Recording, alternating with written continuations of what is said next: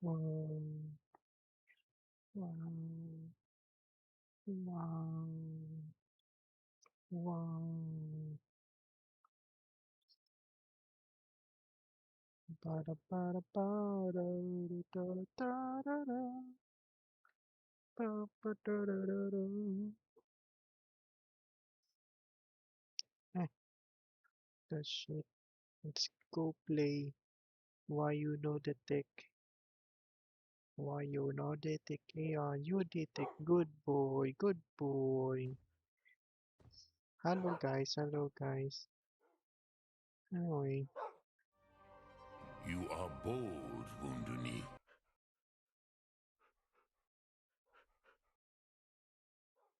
Oo nga pala. Bakit tatanong mo sa baba?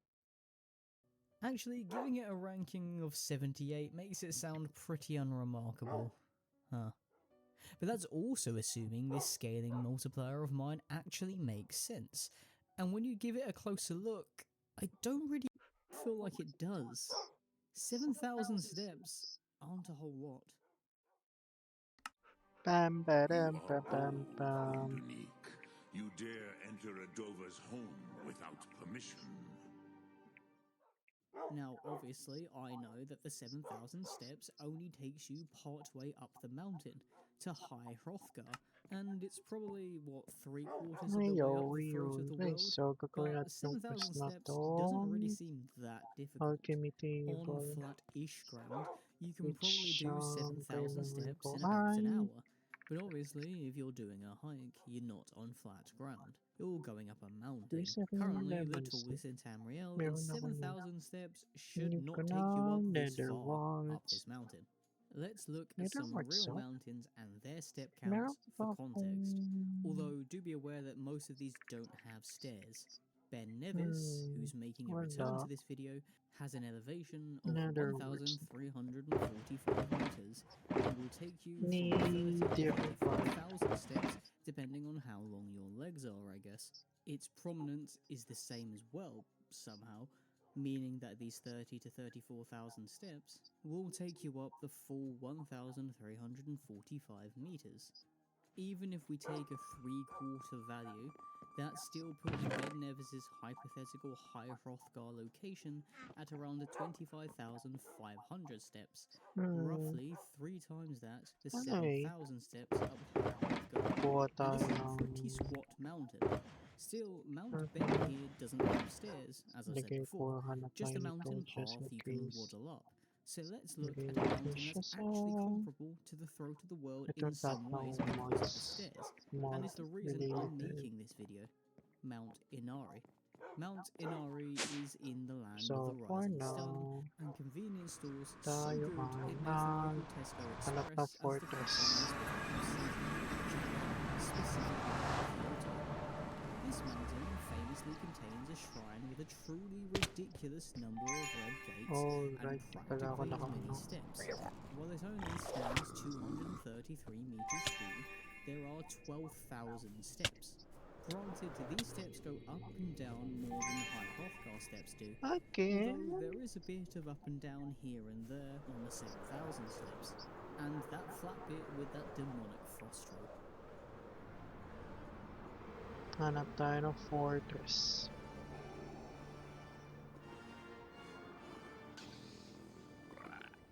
Anyway, I have actually done this hike up the Fushimi Inari Taisha path. That's the Let's name of go the sa shrine, east and it's a siguro. pretty chill climb. 12,000 steps really weren't that bad, and I guess the relatively mild weather helped, so 7,000 steps aren't really that tough an ordeal to High Hrothgar, theoretically.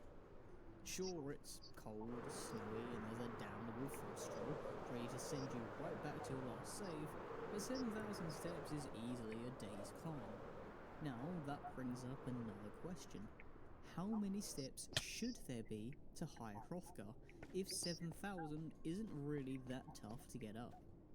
Well, we can look at 2 examples. Fortress, For one, let's fortress. take my rough estimate of Oh, nice. Meron pala din eh. 7,327.74 meters for Oh, the throat putik. of the world and compare it to a mountain practically the same height in the red Hindi belt, pa, hindi. Jomohari, aka Chomohari. Hindi, found hindi na in Tibet, mamamatay yan. which stands Hindi, at hindi. 7,326 Wala meters ka nga above pala sea dito. level, less than 2 meters Steel behind picker my ko ba to? estimate. Steel Based picker, on its no? elevation, Jolmohari is the 78th tallest mountain in the world, and the hike takes 12 Nag-lift days. ka lang. Now, its prominence is only 2,077 Ah, meters, and this means it's considered a pretty moderate hike.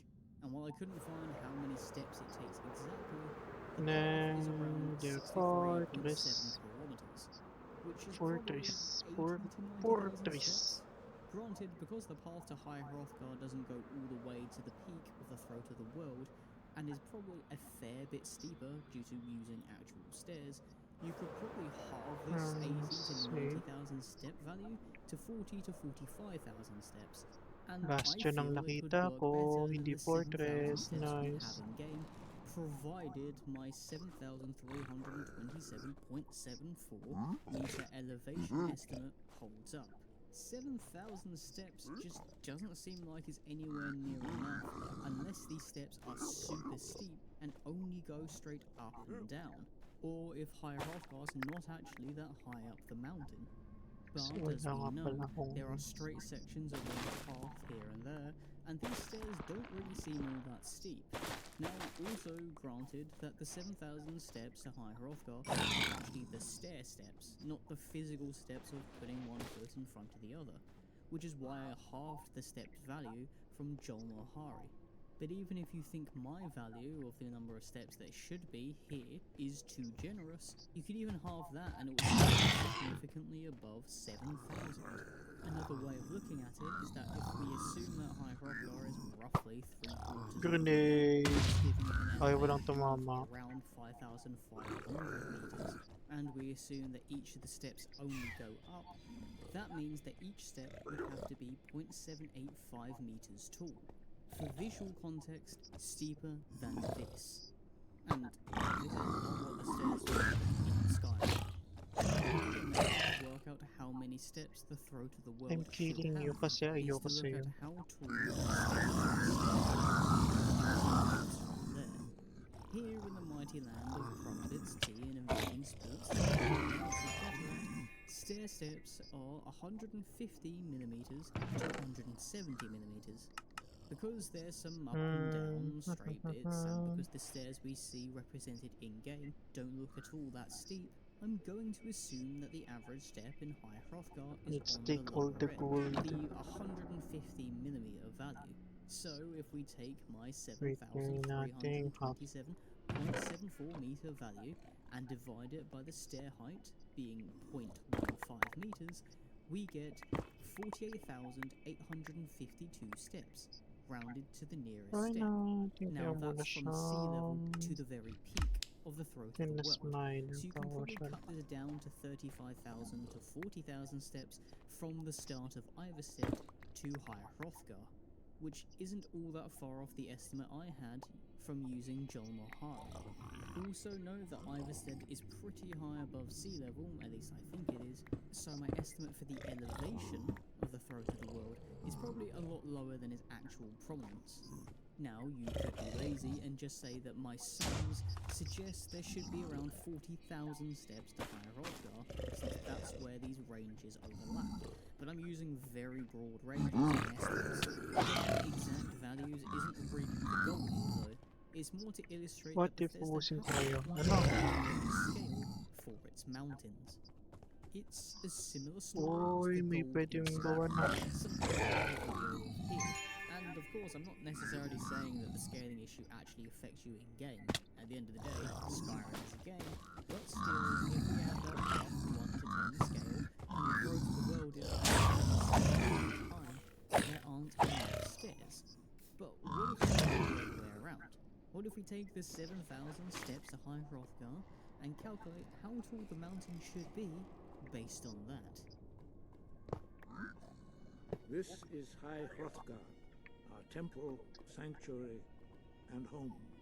We ask that you respect our solitude while you're here. So, if we once again take the average step height for stairs in the UK, between 150 and 170 millimeters and go with the lower end, assuming the steps average out to 150 millimeters. For the reasons mentioned in the previous section, we have some measurements to start with. If there are really meant to be 7,000 steps, then that means the path to High Hrothgar from the base of the mountain, starting at Ivarstead, is 1,050 meters. Note that this estimate is different from measuring High Hrothgar's elevation, since we can assume that Ivarstead is significantly above sea level. Even if we double this 1,050 meter value to take both this and the extra distance from High Hrothgar to the peak, where our boy Party Snacks is chilling, then the throat of the world would only be 2,050 meters tall.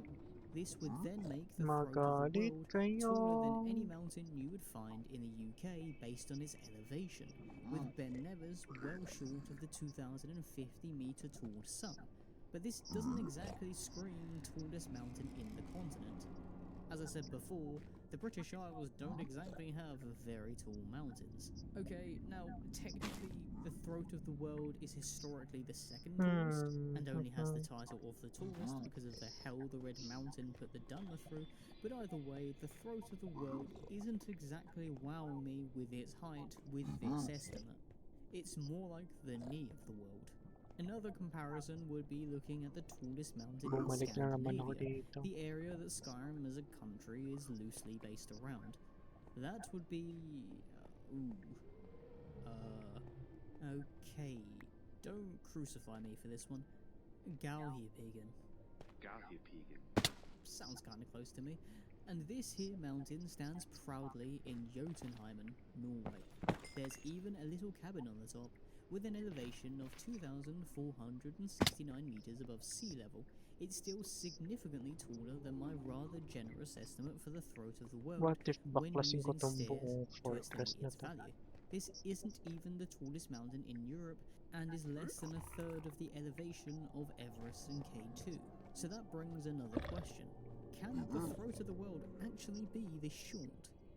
There is a reality in which the mountains of Tamriel are kinda just short. Mountains in the real world form because of movements of the tectonic plates, something that I'm not 100% sure is in the Elder Scrolls. The world of Nirn was made by gods and magic, and some of that magic exists in the throat of the world. The throat of the world is said to be where humanity was first created by Cain, who you might know as Kinnereth, and it might also be the Snow Tower, one of the towers of Nirn that stabilized the Mundus, essentially the world of Nirn, the divine planets, and the Oblivion Plains. It's also where Nirn got booted at the time the eternal snow at its peak has special properties, and we can see these properties in the first frosts to form the mountain collected in the White File quest item. Long story short, this isn't just a mountain. The Red Mountain, which formed when Lord Arnott was shot by Auriel's bow into the sea, see this Lorcan video for that, this mountain got some extra love from the gods. Perhaps this is why the mountain itself is so short, because it was specifically made that way, and the other mountains on Tamriel were thus made to be its junior, save for the Red Mountain until it blew up. It seems like a bit of a cop-out answer, but the reality could be that Tamriel just doesn't have any mountains, and the largest in the world, on par with our Everest and K2, are on different continents. So, let's quickly have a look at that too. Where has it? The Nereid has left Morrowind on an expedition to Akavir, and has not been heard from since. To begin with, let's see how realistic it would be for a continent the size of Tamriel to have the tallest mountain as relatively small as the throat of the world. And based on the 7,000 killing you, step rough estimate Paul. of 2,050 meters. For that, we need to Patient, figure out the bigla akong size of naglagay. Tamriel. There isn't Oh, really a solid pagkamatay answer ng for this, isang but I'm going with being nahulog roughly na the nga size lang of siya. Europe plus a little extra, and let me explain why. For one, the Arena Game Guide, made way back when, states that Tamriel's real size was 12 million square kilometers, which it's Let's interesting to read. me that an American game Dito. using kilometers below Come here. with Europe being around Come here, guys. 10.2 if you largely ignore the behemoth that is Russia. Ubusin ko kayo This daw. is somewhat confirmed by a secondary source, a Tumblr post by Lady Nerevar, who is apparently the wife of the famous, or rather infamous, Michael Kirkbride, who was known to make much of the weird lore in the Scroll series and is basically the reason I have a YouTube channel. Here's the map from the post, and the video is of the highest quality, showing that Lady Nerevar agrees with Arena's estimation. Is this still the case in the big 2026? Oh no, nahulog siya. To the lore, especially since ESO gave us most of Tamriel to explore? Sige I'm ko, not patay ko really na yung para sure, sa but it's the only mag-cream. real number I could find.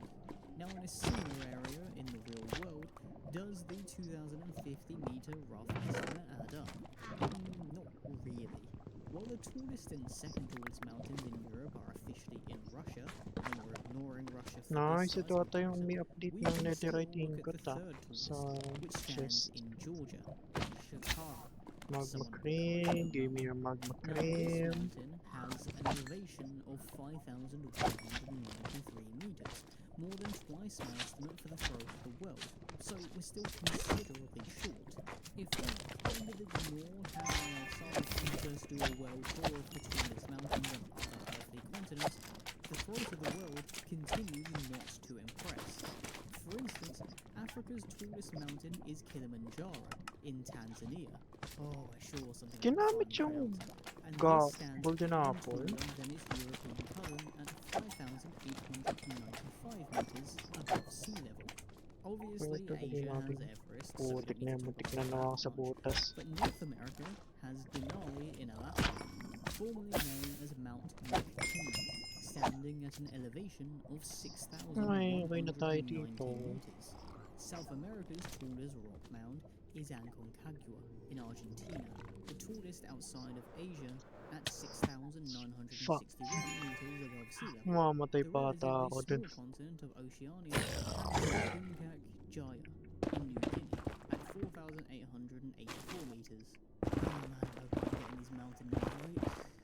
Finally, we have the home of the penguins, Antarctica, proudly presenting Mount Vinson at 4,892 meters, all of which are far taller than my estimate for the throat of the world. Well, my second one anyway. My first estimate would actually be taller than all of them, except from Asia's overachievers. So, what about the other continents on Nern? What are the chances that one of them has a taller mountain more in line with the real world big boys? Well, Yokuda flooded into the sea, so that's not happening. Everything there is literally below sea level, straight negative elevation. Atmora is practically Elder Scrolls' answer to Antarctica, and while it was once habitable, this is not the case anymore since it was frozen over. Plus, there were some godly wars there, the continent apparently shattered, and there is a chance that a lot of the tallest mountains there probably got a trim off the top. Plus, the Admorans, who were the first to come to Skyrim, probably named the mountain range, since Hrothgar sounds pretty Nord to me, and the Throat of the World. A name like Throat of the World sounds pretty tall to me, so to the Azmorans it was probably the tallest mountain they ever saw until they waddled over to Morrowind to have a gander at the Red Mountain. We had a bunch of Akavir come over during numerous invasions, but none of them really talked about their mountains. Akavir does seem to be based on Asia, so there's a chance it also has some Himalayan-sized rock mounds standing about, but I don't really know how big it is. According to Lady Nerevar's map, it's pretty tiny, but there's so much more lore of the place because of ASO, so it could be massive like this Fanon map would suggest. Again, it's a possibility, but from what we know, the Throat of the World and its special status kind of implies it's big for Nern standards, not just Tamriel's.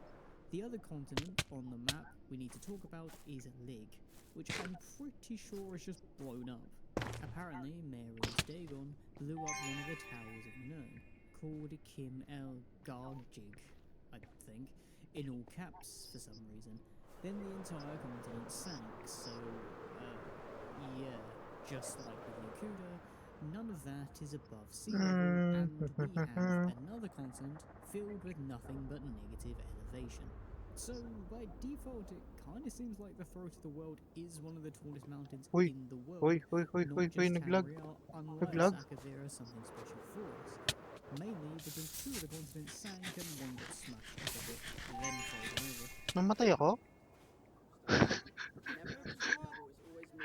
What the hell? What the hell? Ano yun? What the hell? So, we've determined two things, although they can't simultaneously be true. Either A, Lag the Throat spike? of the World is as Nagpanik ako tall as you'd masyado. expect for a mountain that currently holds the title of the tallest in the continent, Nasa nether maybe kasi. even the world. The 7,000 steps to High Hrothgar simply isn't enough if the monastery is as high up the mountain as is represented in-game. Sure, High Hrothgar could Oo nga, be 7,000 naglalag nga steps ako. up a massive mountain, but that would mean it's a fifth or the sixth of the way up to the peak of the Throat of the World. Okay, Which tama na to. clearly Huwag is na tayo not maghanap. the case if in-game sources are anything to go by. Alternatively, B. There are 7,000 steps to High Hrothgar, and it is as relatively high as we see in-game, but the mountain is just kinda short, even in its true lore iteration. It's shorter than every real-world continent's tallest mountain. Oh my god, Now, as I talked about with the naglalag other nga continents, talaga. this could make sense, since two of the continents sank and the At former may tallest rate na mountain in malapit sa Tamriel akin. blew up, taking a bit off the top. But even then, it Oh feels no. like the tallest mountain in What if Tamriel mamatay should ako be a dito? lot bigger than 7,000 steps, plus Parthenax's little bit on top. This also, Ay, by hindi pala ako proxy, nagdala ng means that obsidian para every sa other mountain portal. in Skyrim is pretty tiny too.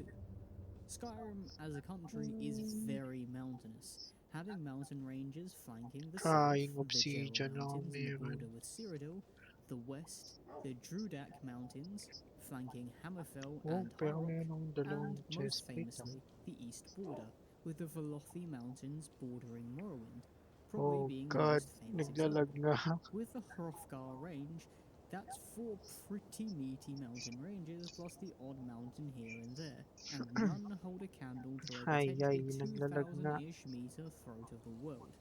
Again, this could all make sense if the Throat of the World were the 7,327.74 meter figure I mentioned before for its elevation, but again, 7,000 steps probably isn't going to cut it to get to High Hrothgar.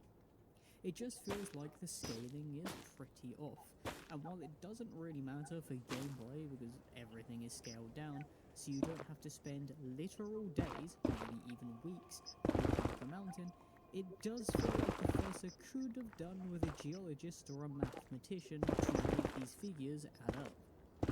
Having small mountains in a magic world like Nirn, with dragons, steampunk tech from dwarves, and whatever the hell Hermes is, just doesn't sit right with me. Still, if you want a quick way up a mountain, no matter how high it is, you can always just ask a giant for help. You'll be flying high in no time. The death of an Viltrumite leaves a void.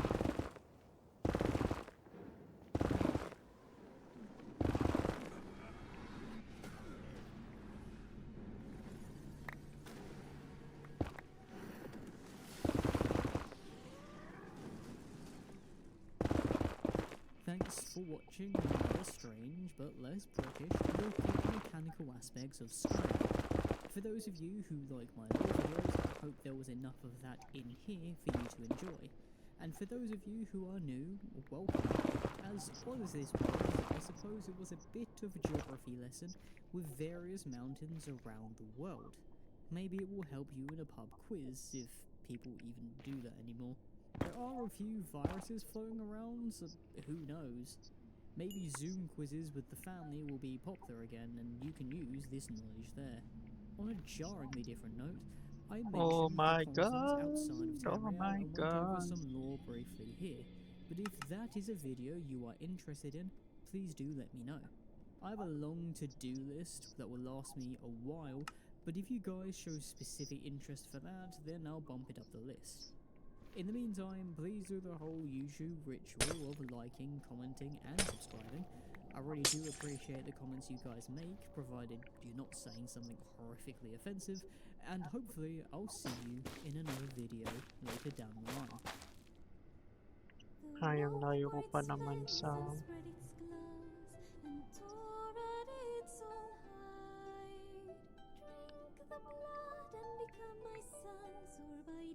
Warts!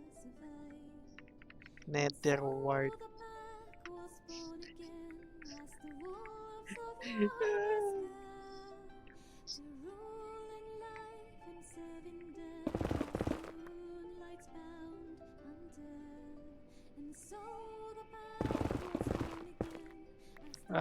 Dalag, dalag, dalag. Oh my god, meron ka lang nether. Oh my god, ang layo ko. Nice. He's not just a superman. Hing. He is the prophet of the Lord. Hing. The Last Dragonborn, also known as John or Jane Skyrim, is the protagonist of Skyrim, the savior of the world, Oh the my slayer god, of ang vampires, lag. and the superior Dragonborn, because all of that aura farming did Morak no favours. By the end of the game, the Last Ayoko kasi Dragonborn has a claim to mag-adventure be the most papuntang powerful mortal in all of dito, Tamriel. papunta dito Depending eh. on your opinion of the Kulang Nereidrian naman pa and sa where nether exactly portal. he is, Wala pala they akong are obsidian. essentially a walking nuclear bomb, able Hindi to summon kulang, wala storms, akong obsidian. dragons, and unrelenting forces that cast chickens into the sky. Their very existence and power change the entire dynamic of the Aldmeri Dominion and Empire conflict, as they're on the Thalmor's hit list. And yet their fate is probably going to be underwhelming at best. We don't know what exactly it will be, because we're still waiting on the Elder Scrolls 6, but there are theories.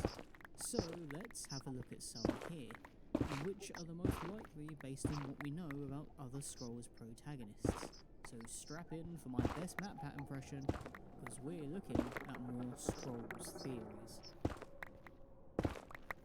Dov Waran Farel. We were made to dominate. The will to power is in our blood. You feel it in yourself, do you not? So, before we look at some theories, I think it's important to get some criteria out of the way. For one, we don't yet know where on the timeline Elder Scrolls 6 will sit. For reference, ES1 to 4 take place under the rule of one emperor, Uriel Septim VII. Well, Oblivion does for about 5 minutes. The intro of the game is literally Uriel getting the Caesar treatment, but Arena starts If in it year works, it 389 works. of the Third Era, while Oblivion starts in 433 of that same era, 30 minutes meaning ma. a 44-year gap. Skyrim Lima. takes place 200 years after Oblivion ends, which is the first time there's been such a significant Nether gap warts between ang two aking mainline sinesearch. games in the series. Thus the question becomes, how long after Skyrim will the Elder Scrolls 6 take place? It could be a few Oh years, wait. similarly to how Diba Oblivion was kung only 6-ish years after wood, Morrowind, or wood, hundreds wood. as we've already established between Skyrim and Oblivion. I believe it's more likely to Wala be a akong few kinuhang years, stem. given the whole Aldmeri Dominion and threat of a second Great War thing Sure, wait established lang. in Teka, Skyrim. teka. Oblivion felt like the end of something big, Wala akong with the kinuhang Septim stem. dynasty being wiped out. Marami But Skyrim akong feels like the start of a new era with the rise of the Thalmor. To me anyway, it Oh, feels like shucks, Bethesda are dalag. more likely to stay Oh, in shucks, this rough dalag. time period, and thus this is the mindset I will have for most Nag, of the video. dalag. Another reason is Nag, that dalag. unless John Skyrim does something massive, like start his own empire, it probably doesn't matter what happens to him after the game if there's such a long gap in time. He could just live out a normal life, then keel over from old age. Also, John here should be able to die of old age. From my understanding, the only reason Marak lived as long as he did was that he was a dragon priest, so Jon Skyrim will eventually croak from Father Time. On that note, we're also going to work with the generic Lord Jon Skyrim. An elven dragonborn could Teka. theoretically live for ages, but that isn't the guy we have Sintap on all the muna promotional tayo. art, although this won't factor in too much. Finally, we have Sinarado to ko yan? figure out the scale of the ending that the last Dragonborn could get. Essentially, how much will their specific actions echo in the rest of the game, and how much will we see them specifically get mentioned in the Elder Scrolls 6. And for that, we need to look at some examples. Bring me a champion! Rend the flesh of my foes! A mortal champion to wade through the entrails. Kuha na tayo ng dinosaur The na. easiest examples are the Hero of Kavach and the Nerevarine, but put a pin on those two for now, because having a look at Gusto kong Arena and lumulutang na Daggerfall lang yung mga protagonists drops. will also illustrate a point. You see, we Ah. have no idea what happened with the Eternal Hero, that's Arena's protagonist, or the Agent, the dude in Daggerfall. Like, none whatsoever. These two are practically Uriel Septim's employees, and while the Eternal Hero became a cultural icon, his identity was kept in secret. According to a paragraph in the Arena game guide, his full name might have been Talon, and he was a guy, but other than that, I've not really got anything. Now, given the time between Arena and Oblivion, if he's human, No, seems he could meron tayo potentially be too niyan. old to make much of an At impact nasira ang by the time of aking Oblivion, or could have just quietly died, pickaxe. because again, his identity was kept a secret, and thus wasn't there for Uriel Hey, when he wait, bites blocks. the bullet. Or I guess the Mythic Dawn Bricks dagger. nga pala. The agent basically goes off the grid from what we can tell. And Dapat while it says the blade mid lost contact with bricks the nga agent, pala to. a dragon break called the Warp to the West Ah, essentially means all endings of the game are true simultaneously. I think. magkantay So ako the ng agent stable. could really be anywhere. Stable net. For Stable context, dragon internet. breaks are essentially breaks in Or time. stable And when connection. these happen, simultaneous timelines can coexist and will eventually reform into a singular linear timeline. But when the dragon break ends and time reunifies, all of those simultaneous timelines can be true at once. I Now bought that might sound complicated, but realistically, Dragon Breaks Nether exist so that Whites. Bethesda don't have to wreck on anything. They can just say a Nether bunch of things are Whites. true at once and move on with their lives. Now, I did see a theory that he becomes Archmage Trebonius in Morrowind, but all you've really got to know from the Agent and the Eternal Champion is that Bethesda wrote them out of the picture for the next game. Again, Ay, bawal because siyang these vein games take mine. Ano place ba yan? relatively soon after one another, especially compared to the gap between Oblivion and Skyrim, these now extremely overpowered characters can't be around Anong for the next title, ginagawa ko? especially if they work for the same guy, and especially in the Eternal Champion's case because he went all around Tamriel. Then that leads us to the Nerevarine and the Hero of Kavach. For context, the Nerevarine is stupidly powerful and was, by far, the most powerful mortal in Tamriel, quite possibly the world, It's when ano Morrowind yung for ended.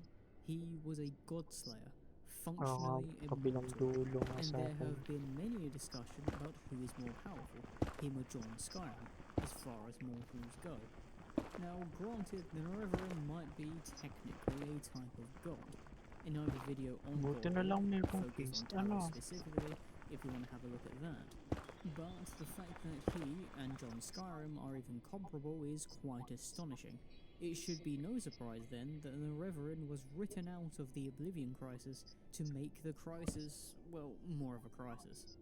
And according to NPC dialogue, he left on an expedition to Akavir, another continent where we get all the weeaboo stuff from. Whether that's still the case hundreds of years later, by the time of Skyrim, is unknown.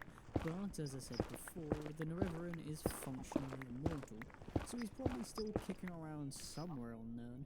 The main thing is that he's out of the picture and probably not in Tamriel. Then there's the Hero of Kavach, who does appear in Skyrim very, very technically and slightly theoretically. During the Shivering Isles DLC, the hero of Gavach stalks the Grey March and becomes the next Shell Gorath by defeating Jiggalug. Jiggalug goes, somewhere. So theoretically, with the hero of Gavach being the new Lord of Madness, the That Share was so Gorath much we meet better. in Skyrim during the Wabberjack quest is him. Still, his quest is self-contained, so it doesn't have much of a Masakit kasi bearing on yun. Skyrim the game itself.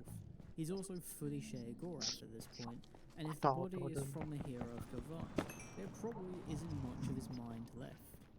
All this is to say that the previous protagonists are written out in a way to basically sideline them and ensure they Oh, cannot interfere fuck. with the events of the next title, because their feats and powers suggest that they could $400. potentially stop the rising threat to come, or at least put Bethesda in a situation where they have to write more lore for a character that the players were meant to dictate the lives of.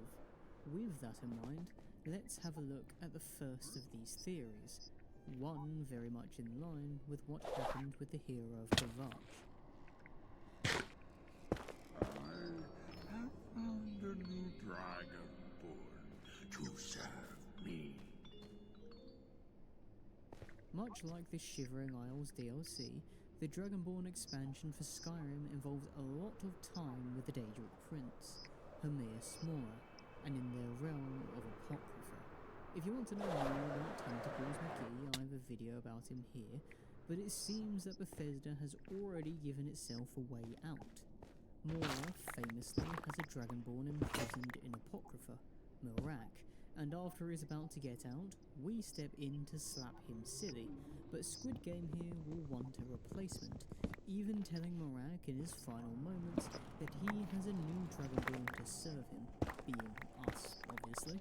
Now, he does let us roam around after the DLC ends, similarly to how the new Lord Share Gorath can spend his days in Cyrodiil, but we are warned by Freya about not relying on more of Hermaeus Mora's knowledge. Yet there are the remaining Black Books, so that could be the last Dragonborn's fate.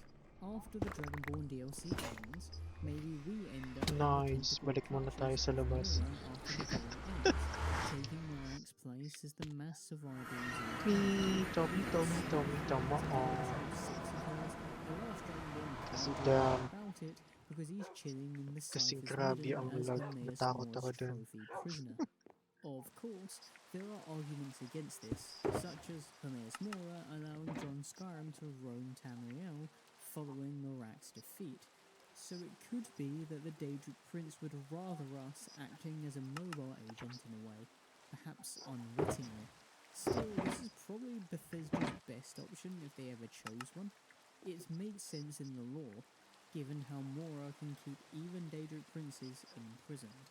But, and this is a big but, this is assuming that Bethesda even cares enough to give us some information or an explanation. There's probably no way for us to know if this is the case in Elder Scrolls 6, if this is actually the fate of the last Dragonborn, unless Mora starts bragging about it, I guess. But the Calamari King prefers to keep things secret most of the time, so let's have a look at a potential option inspired by the Nerevarine. So, what if the Dragonborn is allowed to roam free by Hermaeus Mora and seeks to go out of Tamriel for any number of reasons? He could directly follow the Nerevarine and go to the continent of Akavir, given that he's Dragonborn. The people of Akavir are known to hold the Dragonborn in high regard, even a figure to be worshipped, given that they allegedly laid down their Ay, arms and began to fight for Renan Sira, a Dragonborn sira, emperor, sira. proclaiming him to be the one that they've spent their lives seeking.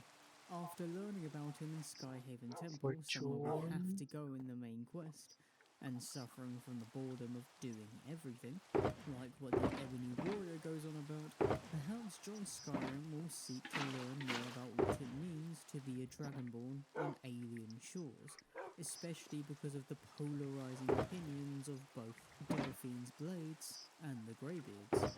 If Ryan Morwen could do it, I don't see why the Dragonborn couldn't. A ship is of course one option. Many in Tamriel have sailed to and fro Akavir, But maybe asking Odahviing for a lift is another. Or you could just bend bill the nearest dragon. Either way, Dover Airlines is definitely an option. Ito na lang Still, as muna, much as leaderite. May recycling is mending good for the naman. environment, it's not always as good a narrative tool. Tapos, But Akavir isn't the only continent option for John or Jane Skyrim. Instead, they could seek to learn more about Hermaeus rabbit, Mora and his relationship with Nords chinken. by travelling to the original homeland of the Nords, at Mora. It was here that Hermaeus Mora was called the Woodland Man and was known to trick Okay, eastward. balik na Yet tayo his mga squad okay na ang managed to ating ping. escape the Kalamari King's clutches on several occasions. Leader. So, in an effort to be seen, the last Dragonborn goes on an expedition to Mora to learn more. Now, granted, you don't necessarily need this reason, or any reason at all, to have the last Dragonborn go to Atmora.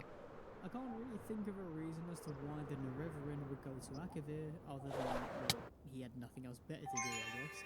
And John Skyrim could just want to learn more about the past of the land he defended by visiting the continent of the Nord's ancestors. Perhaps Serana joins him? She doesn't really seem to be bothered by the cold, and that would write her out of the Elder Scrolls 6 too.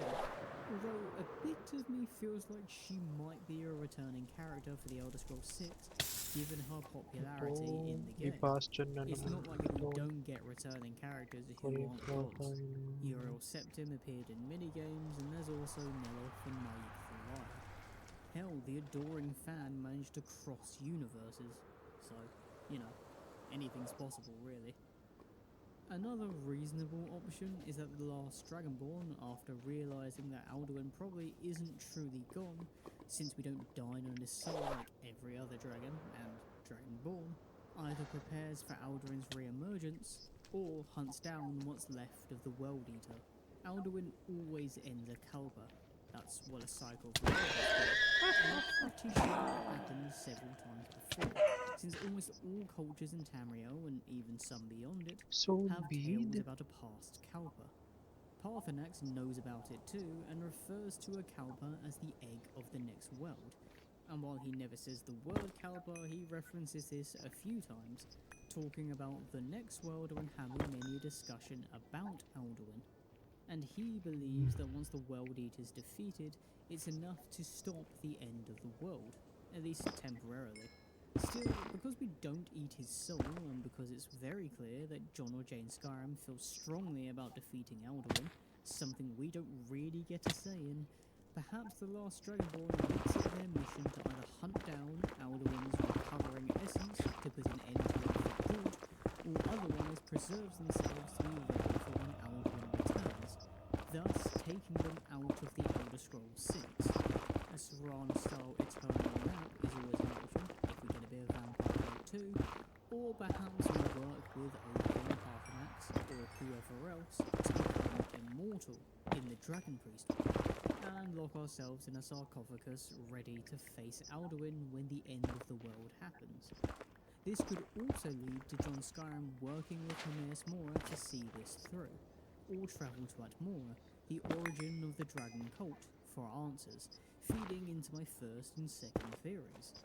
Long story short, what really matters is that the last Dragonborn doesn't have too much of a presence after Skyrim ends. The real answer could be whatever works for your Dragonborn, provided it isn't too grand, and that's why we have to dismiss a popular idea that the last Dragonborn could become the next Emperor. Let me see your face. Murder! You are the one from my dreams. Then the stars were right. This is the day. Theoretically, the last Dragonborn becoming the Emperor is entirely possible. Emperors have typically been Dragonborns up until Martin Septim, with the exception of the odd potentate. May Now when farm. it comes to Cyrodiilic empires, that's their entire claim to fame, with undeniable proof that we May are farm. in Okay. fact Dragonborn, Ano, hindi naman and yun with ang Titus habol Mede ko sa II ngayon. dead, without us knowing about any heirs, perhaps John Skyrim May could isa pa. become Emperor John Skyrim to keep the Empire from falling into the hands of the Reader. Aldmeri Dominion. But I don't think Bethesda will take Wala this din path. eh. Remember, we don't know about Titus Meade's heirs, but that doesn't mean he doesn't have Kuha his na rin tayo cousin, ng Vittoria placebuds. Vici, didn't seem anywhere near the crown, and that makes me believe there are quite a few people in front of her in line for the throne. The lineage is secure enough, especially given how calm Titus was when facing his death. And, of course, having the Dragonborn become Yeah, an oh, emperor, nice. especially if the Elder Scrolls Need 6 your is to take words. place sooner after Skyrim, as I believe, isn't exactly Okay. writing them out of the I picture. can grow The na Emperors have this. had quite an impact on every major Oh, Elder Scrolls fuck. game. Uriel Septim was captured in Arena, sent from Haven and the River Inn to Daggerfall and Morrowind, and was assassinated in Arena. And Titus Meade's White Gold Concordat caused a civil war in Skyrim. Plus he gets the Dark Brotherhood free. This seems very against Bethesda's track record thus far, and it would also mean having an important historical figure who establishes a lineage be a roleplay character with a past Wala that kaya ako could ng be blazebuds literally na nandito anything, naman ako. depending on what the player wants. It just gets too tricky, unless Bethesda plans to go another few hundred years in the future for Elder Scrolls 6, which is entirely possible. Ultimately, the most likely option is that the last Dragonborn probably won't get much of an explanation from Bethesda, and what happens to them will be up for interpretation. It's the safest option. Just don't mention the Dragonborn in the Elder Scrolls 6. This way the audience can make their own story. The audience hasn't spent this long with an Elder Scrolls protagonist without a successor before, so there's likely more emotional investment behind Jon Skyrim, especially because Skyrim is the most popular of the Elder Scrolls games. This is also Galit assuming din that sila Bethesda don't do dito. something different and set the Elder Scrolls 6 at the same time as Skyrim. Anyway, The most likely option. By the time of Skyrim, Hammerfell isn't in the Empire, so things could be very, very different. If I were to choose my favourite option, it would be that the last Dragonborn goes on an expedition north, to Atmora, just because I like the idea of Atmora.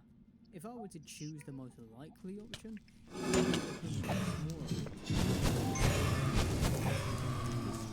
Display, the last Dragonborn could have been anything at all, done anything, and Hermaeus Mora could alter the history so everything that happened in Skyrim could have been canon. Plus, you can have Easter eggs about the last Dragonborn's whereabouts through well, may Hermaeus withered Mora's bone. Daedra quest or little hints here and there. Of course, that's assuming Bethesda even choose one option. They could have an NPC say there's a rumor that Jon Skyrim is Windhelm on an expedition to Atmora, have another say that they saw a fire-breathing man emerge from a book, writhed in tentacles, and a third say that the Dragonborn is now retired and just can't be rumors after all. It doesn't have to be true. It's not like Bethesda has to be definitive about the last Dragonborn's fate. Todd and crew weren't all that definitive about any other Elder Scrolls protagonist, but I feel like if you could force an answer out of him, assuming that's even possible because, you know, God Howard, he would probably say Jon Skyrim will start with the Calamari King. That'd be my bet anyway. oh, Why do you talk so slow? When you say that, Man, Tina, this is really, really boring. Thanks for watching, and hopefully you enjoyed a bit of a double upload this week. And it finally feels like hell is freezing over. You might think that's an exaggeration from me, but 30 degrees in the UK is not 30 degrees anywhere else in the world. I can't explain it. The country itself is just built terribly for the heat. Anyway, enough about the UK. What I want to know from you guys is what the future beyond Skyrim holds for you and Dragonborn. This doesn't have to be what you think will happen to the last Dragonborn in general, just what your specific Dragonborn has planned. uy, my god, grabing Alduin. damage. Now this will give you a specific reason to do the whole usual ritual of liking, commenting and subscribing. And don't worry, normal service of Elder Scrolls lore is continuing Okay, next week. No thank you, more thank you. Bethesda nonsense and So, no more Ords, theories, at para least sa for a little bit. Netherwart. Hopefully, I'll see you then.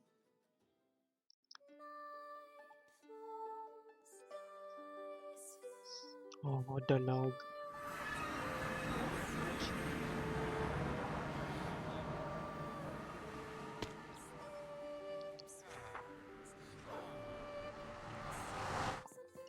No.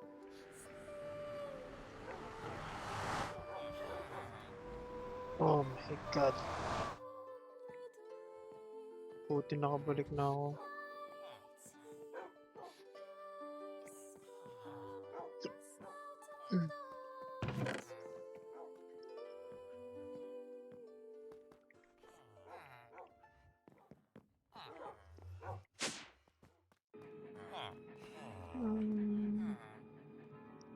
This Volterite is level... Why level 200?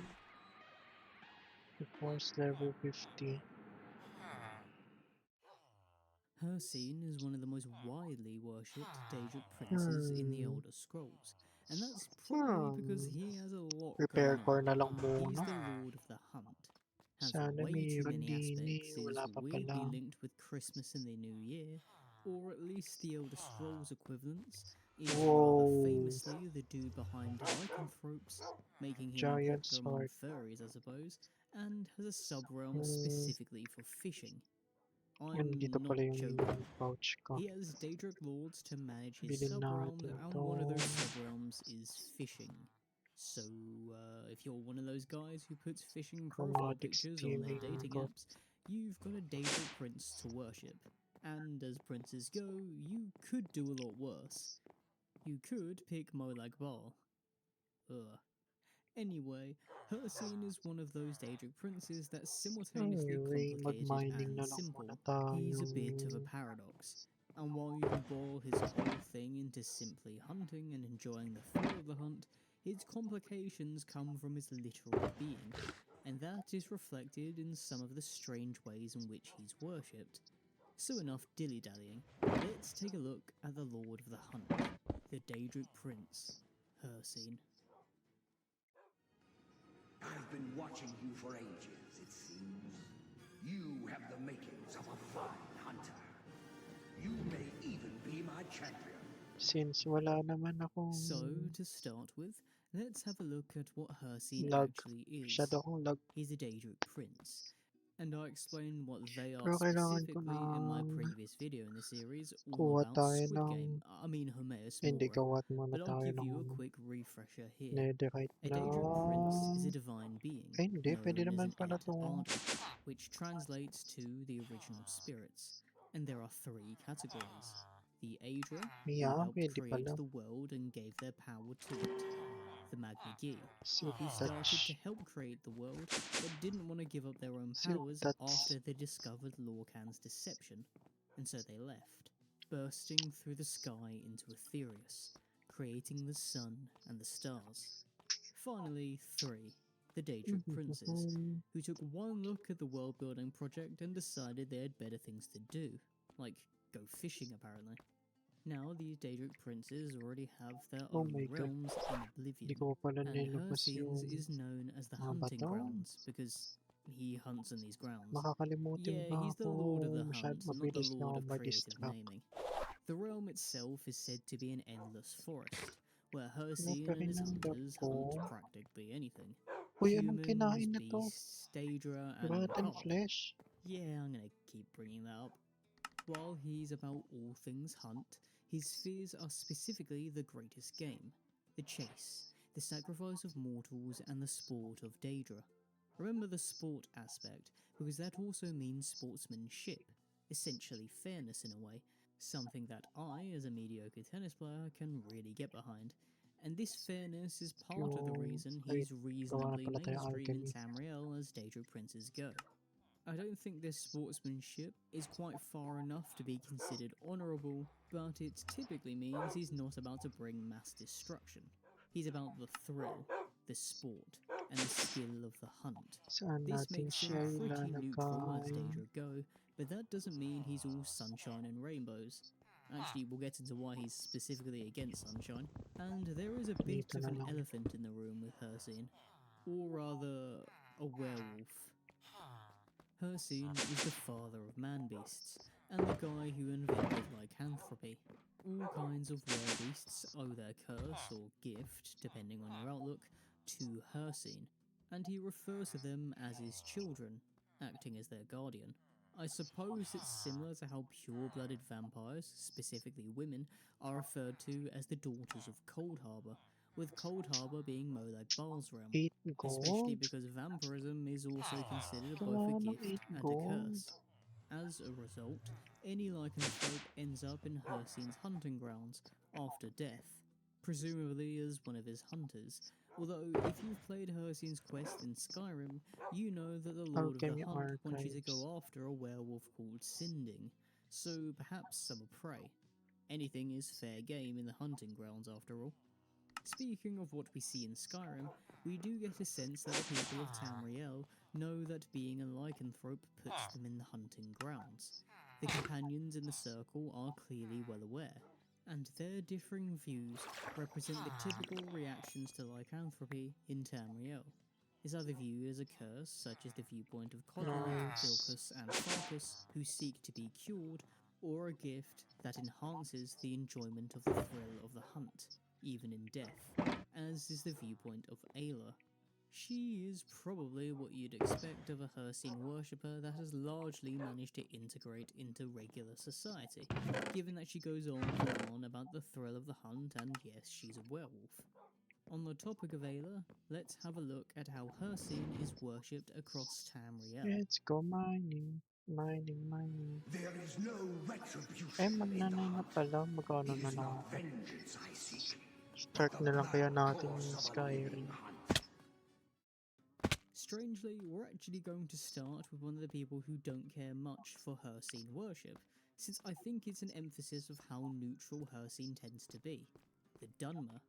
You see, the Dunmer worship 3 Daedra princes as their main gods, known as the 3 good Daedra. But take that good part with a pinch of salt, because Mithara and Boethia are in it, and not a lot Nice. about either of them is particularly all that good. The Dunmer also have their bad Daedra, which they call the House of Troubles. Now Hircine is in neither category, and while the Dunmer are famous Daedra worshippers, they don't much care for Hircine, viewing him as neither good, in a way that is worthy of worship, nor bad, to steer clear of. This isn't the case with another type of elf, the Outmer, who are almost vigilant of Stendarr-esque in their hatred of the Daedra. Hircine doesn't actively work for or against any country from what I can tell, but the isolationist nature of the Outmer and their home being the Somerset Isles made them vulnerable to lycanthropy. This was the case in the Second Era, during the time of ESO, when Bosmer immigrants came to the Somerset Isles and began to spread lycanthropy, with the Outmer, who weren't all that used to having a bunch of skin changes around, unaware of how best to deal with them. Apparently, Daedra worship increased in the Third Era, where the mainline Elder Scrolls games, From Arena to Oblivion, take place. But with the Thalmor back in charge in the Fourth Era, when Skyrim takes place, I very much doubt you'd find many Hircine worshippers around, with them likely suffering from prosecution, and if they feel that strongly, they've probably left the Somerset Isles. This is a completely different story with another type of elf, the Bosmer. And while these guys are cannibals, and oh by the way, these guys are cannibals, they're probably the most chill of the bunch. Somehow. That's probably a damning indictment on the other elves rather than a compliment for the Bosmer. Still, given their nature as nature lovers, and that some follow the Green Pact, where they don't harm plant life of any kind, it shouldn't be a surprise that they love a good hunt, and thus worship Hircine. They use bones for a lot after all, including making fires. Their relationship with Hircine might even help explain how werewolves came about too, but this requires a bit more context. So, the Bosmer's main god is a dude called Y'ffre. According to the Bosmer, before Y'ffre was able to stabilize the forms of life, living beings were an ooze, or rather the ooze, essentially a chaotic, formless existence that forever changed. You can think of it as the Elder Scrolls equivalent of the primordial soup. When Y'ffre stabilized the forms of life, making the Bosmer as we know them today, he created the Green Pact, a bunch of rules that the Bosmer had to follow, which included not harming plant life of any kind. This also includes not ever changing a Bosmer's form, which seems pretty against what Hircine's all about with his lycanthropy, except for one condition: the Wild Hunt. I mentioned the Wild Hunt in this Oblivion Crisis video, but long story short, it is a ritual in which the Bosmer, out of desperation, can shapeshift into monstrous eldritch beasts, sort of partially returning to this ooze-like state. The Bosmer believe that Hircine is the source to tap into these transformations, and also think that the Lord of the Hunt wishes for them to return to this chaotic state, given that these Wild Hunt creatures are essentially lycanthropes on steroids. They can turn into almost anything, like a wave of blood, or whatever in Oblivion this Chimera creep is. He's like a lion, deer, crocodile thing. Actually, that sounds kinda familiar. With the Bosmer's hunting nature and this deep connection to the ooze, which also allows them to change form beyond any lycanthrope in Tamriel, it has been suggested that Y'ffre and Hircine are linked in some way, and the Bosmer aren't the only people to link them. I've even seen a theory suggesting that they are one in the same, but I don't quite buy it, because Y'ffre is about as far from a Daedra prince as you can get. He gave himself so completely to the creation of the world that it's tough to think of anyone else who's more of an Aedra. The Bosmer, and practically everybody else, see the pair as separate entities as well, with Hircine's name being used for good luck on a hunt. And it's probably used quite a lot considering how often a Bosmer hunts. Well, this wasn't part of my plan. Hey man, I'm gonna eat you. When we go from pointy ears to round ones, the story seems to change, at least a little.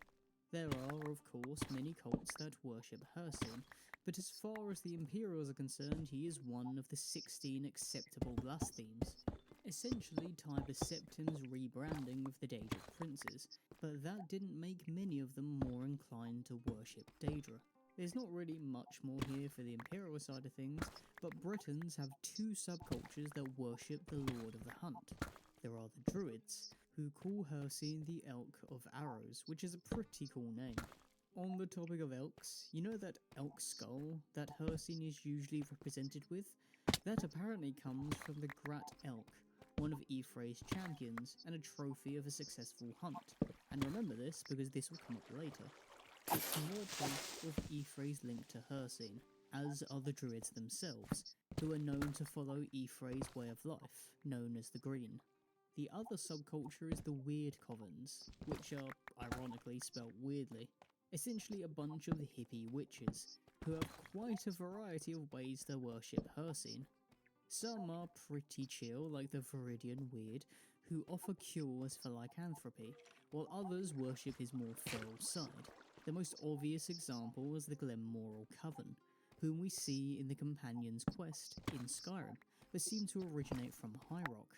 Then there are the Nords, who don't like Hircine for the same reason that Kodlak, Vilkas and Farkas don't.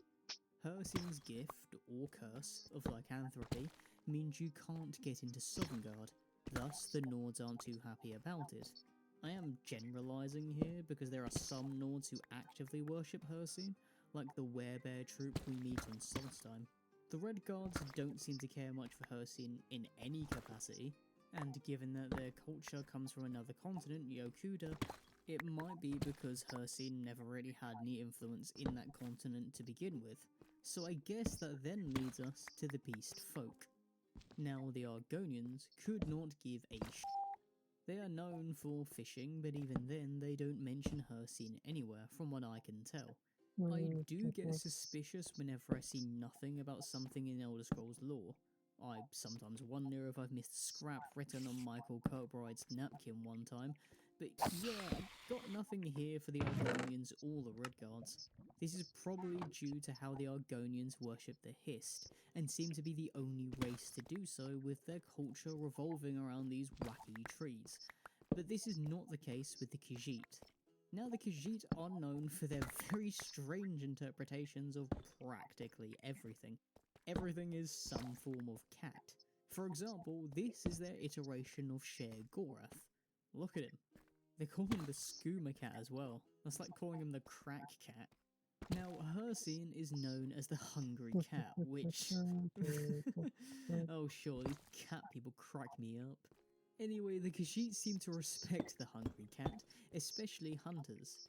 Interestingly, the Khajiit also believe there is a connection to Hircine and Y'ffre, but they actually explain it. You see, there's a bit of a love triangle going on. Hircine loved Nirni, essentially the spirit of the planet Nirn, but Nirni chose to mate with Y'ffre instead, where the pair had many children. This is where another Daedric prince comes into the picture, Namira, and she corrupts Y'ffre, making him kill Nirni in a frenzy. For vengeance, this is where Hircine slays Y'ffre's champion, the Gratelk, and he, Azura and Kinnereth, a bit of an odd trio, get together to slay Y'ffre. Because mortals are the children of Nirni, and Hircine still loves Nirni, he is thus fond of mortals, and the Khajiit share this fondness with Hircine. They don't really like lycanthropy, mainly because they see it as a parody of themselves, which, sure, whatever, but they are known to have built temples to Hircine in the past. While not a beast race, I'm just going to squeeze them at the end here, I can't find anything with the orcs. They do go hunting quite a bit, but orc culture revolves around Malakath specifically, and as a result, they often see hunting as a test of strength. So this is where Hircine gets pushed at the side a little bit here, although I don't think Hircine's all that bothered. Now that covers all the main provinces, but you can't really do a Hircine video without looking at the people with the most details about the Lord of the Hunt, and while they don't have a land of their own anymore, they certainly have a very unique culture, the Reach Folk. But you must first do a service for my glory. Nine, Your spider future eye, is what precious the to hell? me. I will make good use of it. You may know the Reach Folk as the Forsworn by Skyrim, that's their rebranding, and they have a long history of worshipping Hircine. This partly comes from their relationship with Hagravens and witches, who worship the Lord of the Hunt. And while we don't see this in Skyrim, they apparently often have lycanthropes in their ranks. Hircine is to them what Azura is to the Dunmer, and Y'ffre is to the Bosmer, I suppose, in that he is the main man, as these Reach folk believe that Hircine was the one that gave them the Reach as their home. You can even see this in the way that the Forsworn dress in Skyrim, with these deer skull helms, similar to Hircine himself. But what interests me the most are the different aspects the Reach folk have for Hircine. They're quite ancient Nord in a way, as most are animal aspects, and there are 5 in total. There's Alrabeg, the hunter, who I assume looks like the most normal iteration of Hircine you're used to seeing. There's Storabeg, the skin changer, representing lycanthropy. Urakan or Urasenbeg, the great stag, not quite sure on the pronunciation of that one, and Hrokibeg, the great bear, and the aspect of strength, and finally, Gullibeg, the quick fox. Strangely, Gullibeg seems to have a connection with Lorcan, the trickster god who helped create the world. You see, Lorcan's Nord iteration is Shor, who has the form of a fox, and Gullibeg, who is also a fox, is known to be quite a trickster as well. He demonstrates the trickery and cunning needed in a hunt. While there is some overlap between Lorcan and Gullibeg here, I think it's largely coincidental, especially if you know Lorcan's story and how he's practically the opposite of what a Daedric prince is.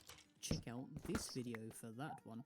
Still, these different aspects are treated as distinct beings, not just forms of the same dude, and weirdly, the easiest way to illustrate what I mean is by looking at the Elder Scrolls equivalent of Christmas and the New Year. And no, I'm not kidding. You have arrived. The others have been here for days now, and you are the last. It is time for my hunt. So, in Tamriel there's a continental holiday called Saturalia, being the Christmas equivalent, and the New Life Festival, being the new year. These two sort of blend together, and for whatever reason, Hircine has a lot to do with this festive time of year. He's not quite Father Christmas or any of the reindeer. In fact, he'd probably hunt the reindeer if he wanted to and turn them into IKEA meatballs. I actually don't think IKEA meatballs have reindeer meat, but either way, let's tell the story. According to the Reachman, two of Hircine's aspects get into a scrap. Storabeg, the skin changer dude, prefers it when it's night because of the moon and its association with lycanthropes. So when it's time for the new year and the days start getting longer again, he wants anything but that. As a result, he chases the sun in the hopes of eating it to make the nights longer, sort of Skull and Hattie style in the Norse mythology. We obviously know how bad a world without the sun would be. It's essentially the plot of Dawnguard. So the Reachman summon Crocibeg, the strong bear, to restrain Storabeg, preventing him from going full Nico Avocado on the sun. It's not really the most jolly tale around, though, is it? You're excited for the new year, ready for the whole new me thing, and then you have to worry about a giant godly skin changer eating the sun. So you have to summon a giant bear. To be fair, a kaiju fight sounds a lot better than a fireworks show. Still, the Nordic version of the tale is somehow more extreme. You see, lycanthropes are known for their hunger. Think about it this way, we eat a bunch of hearts as werewolves, and Storabeg is no exception. He feasted on the volcanoes of Morrowind, created the Alakir Desert by drinking from the Iliac Bay, which seems Nagmamind lang very ako, extreme, sir. and then cleaned his teeth with the trees of Valenwood. You see, even a Daedric prince lang practices oral ako. hygiene. Brush your teeth, people. Anyway, still being hungry, he looked up to the moons, Massa and Secunda, and declared that he could reach them, taking over their forms and replacing them. The moons replied that the sun had their backs if Storabeg tried anything that crazy. The skin changer just said, I'd eat the suns too, and the stars. I'm that hungry. I mean, the sun and stars are just holes in the sky in the Elder Scrolls lore, but whatever. You do you, man, wolf thing. It's like if beard meets food ever ended up in Tamriel. The idea was to plunge the world into darkness, and Storabeg's grand plan was to wait when the sun was at its weakest, during the Old Life Festival, essentially New Year's Eve, to try and have some fiery lunch. Still, it's the sun, you can't eat the sun, so Storabeg gets his face burned by the sun's rays. The moons laugh at him, and everyone gets to enjoy a new year. It is weird to me though that two different cultures have stories about Hircine trying to eat the sun for New Year's, and this could be because of how close the Reach and Skyrim are, with the Reach being in Skyrim as of the game Skyrim. Oh, and speaking of Skyrim, it's worth looking into Hircine's appearances in the games, which gives us an idea of the kind of interactions he has with mortals and a little bit about his personality. So, you are the one. You have escaped my hounds and beaten back the other challengers. I think it's safe to say that Hircine is most famous for his great hunts. We participate in one during the Sinding quest, in which we can either defend the werewolf, who is the target of a great hunt, or be the one to put him down. Actually, we can do both if you want both artifacts. Now apparently, these great hunts happen all the time in the hunting grounds, but are rumoured to take place once an era on Nirn, which is why there's such a massive deal for hunters and worshippers of Hircine. The one in Skyrim isn't the most grand great hunt around, even if the visual in the Bloated Man's Grotto is really neat. But an example of the kind of event Hircine can put on, if he's feeling up for the task, is the Great Hunt during the Blood Moon DLC for Morrowind. The Skull refer to it as the Hunter's Game, and as part of it, Hircine enlists either hares or hounds, with hares being the hunted and hounds being the hunters. Now, when you think of hares, you're probably thinking of some feeble, maybe slippery targets, but the thing is, these hares were packing some serious heat. You had the leader of the Skull, Tharstin Heartfang, Falx Carius, a then captain of the Imperial Legion, whose undead version we fight in Skyrim, and Karstag. Yes, that Karstag. The one who farts blizzards and hits like a giant on TRT. It's unknown if the Nerevarin was put into the hunt as a hound or hare, but the dude's a god killer. The fact that he's in the hunt to begin with is pretty mad. Of course, Ryan Nerevar got the job done and won the Great Hunt by defeating Hircine's hounds and one of his hunters, which was an aspect of himself, either strength, speed, or guile. That's not to mention the crazy pre-show Hircine put on too for the Great Hunt. He made sure that people would know about the event too through the Blood Moon Prophecy, essentially signs that there will be a great hunt on Solstheim, which included putting werewolves on the island, raising a giant pillar of fire over a frozen lake, a Hawker massacre, and finally turning Secunda red, hence the whole Blood Moon thing. It seems to be part of the overall presentation of the Great Hunt. He put all of this prep into the Solstheim Great Hunt, but when it was time for Skyrim's, he just put a werewolf in a cave and said, "Here's a red moon, go ham." Come on, Hircine, where's the spectacle here, man? Aside from the Great Hunt, Hircine's presence is also felt greatly in the Companions questline, in which the members of the Circle are turned into werewolves, thus preventing them from going to Sovngarde. The thing that makes this a big deal is that the Companions can trace their origins to the original 500 Companions, essentially the first people from Atmora to settle in Skyrim, led by the great Ysgramor. Ano, may Now, nagbubukas Ysgramor ng is pintong an malakas. Atmoran, and as far as the Nords are concerned, he's the guy whose example they should follow. I mean, he hates elves, he's very good at war, is one of Shor, aka Lorkhan's main guys, and he built Windhelm, essentially being the guy that founded the country of Skyrim. So the fact that his organisation has been taken over by those tied to Hircine, and are thus denied passage to Sovngarde, is a pretty big deal. The members of the Circle don't even seem to be Hircine worshippers, besides Ayla and potentially Skill. And when the majority of them get the chance to cure themselves, they do by getting you to slay the Glenmoral witches. But how did the Companions end up with the werewolf blood? Well, it wasn't always the case. In the Second Era, there was a dude called Colonel Longnose, who basically decided that the Companions at the time were softies and usurpers or something, so he got those he deemed worthy to meet up in the wilds.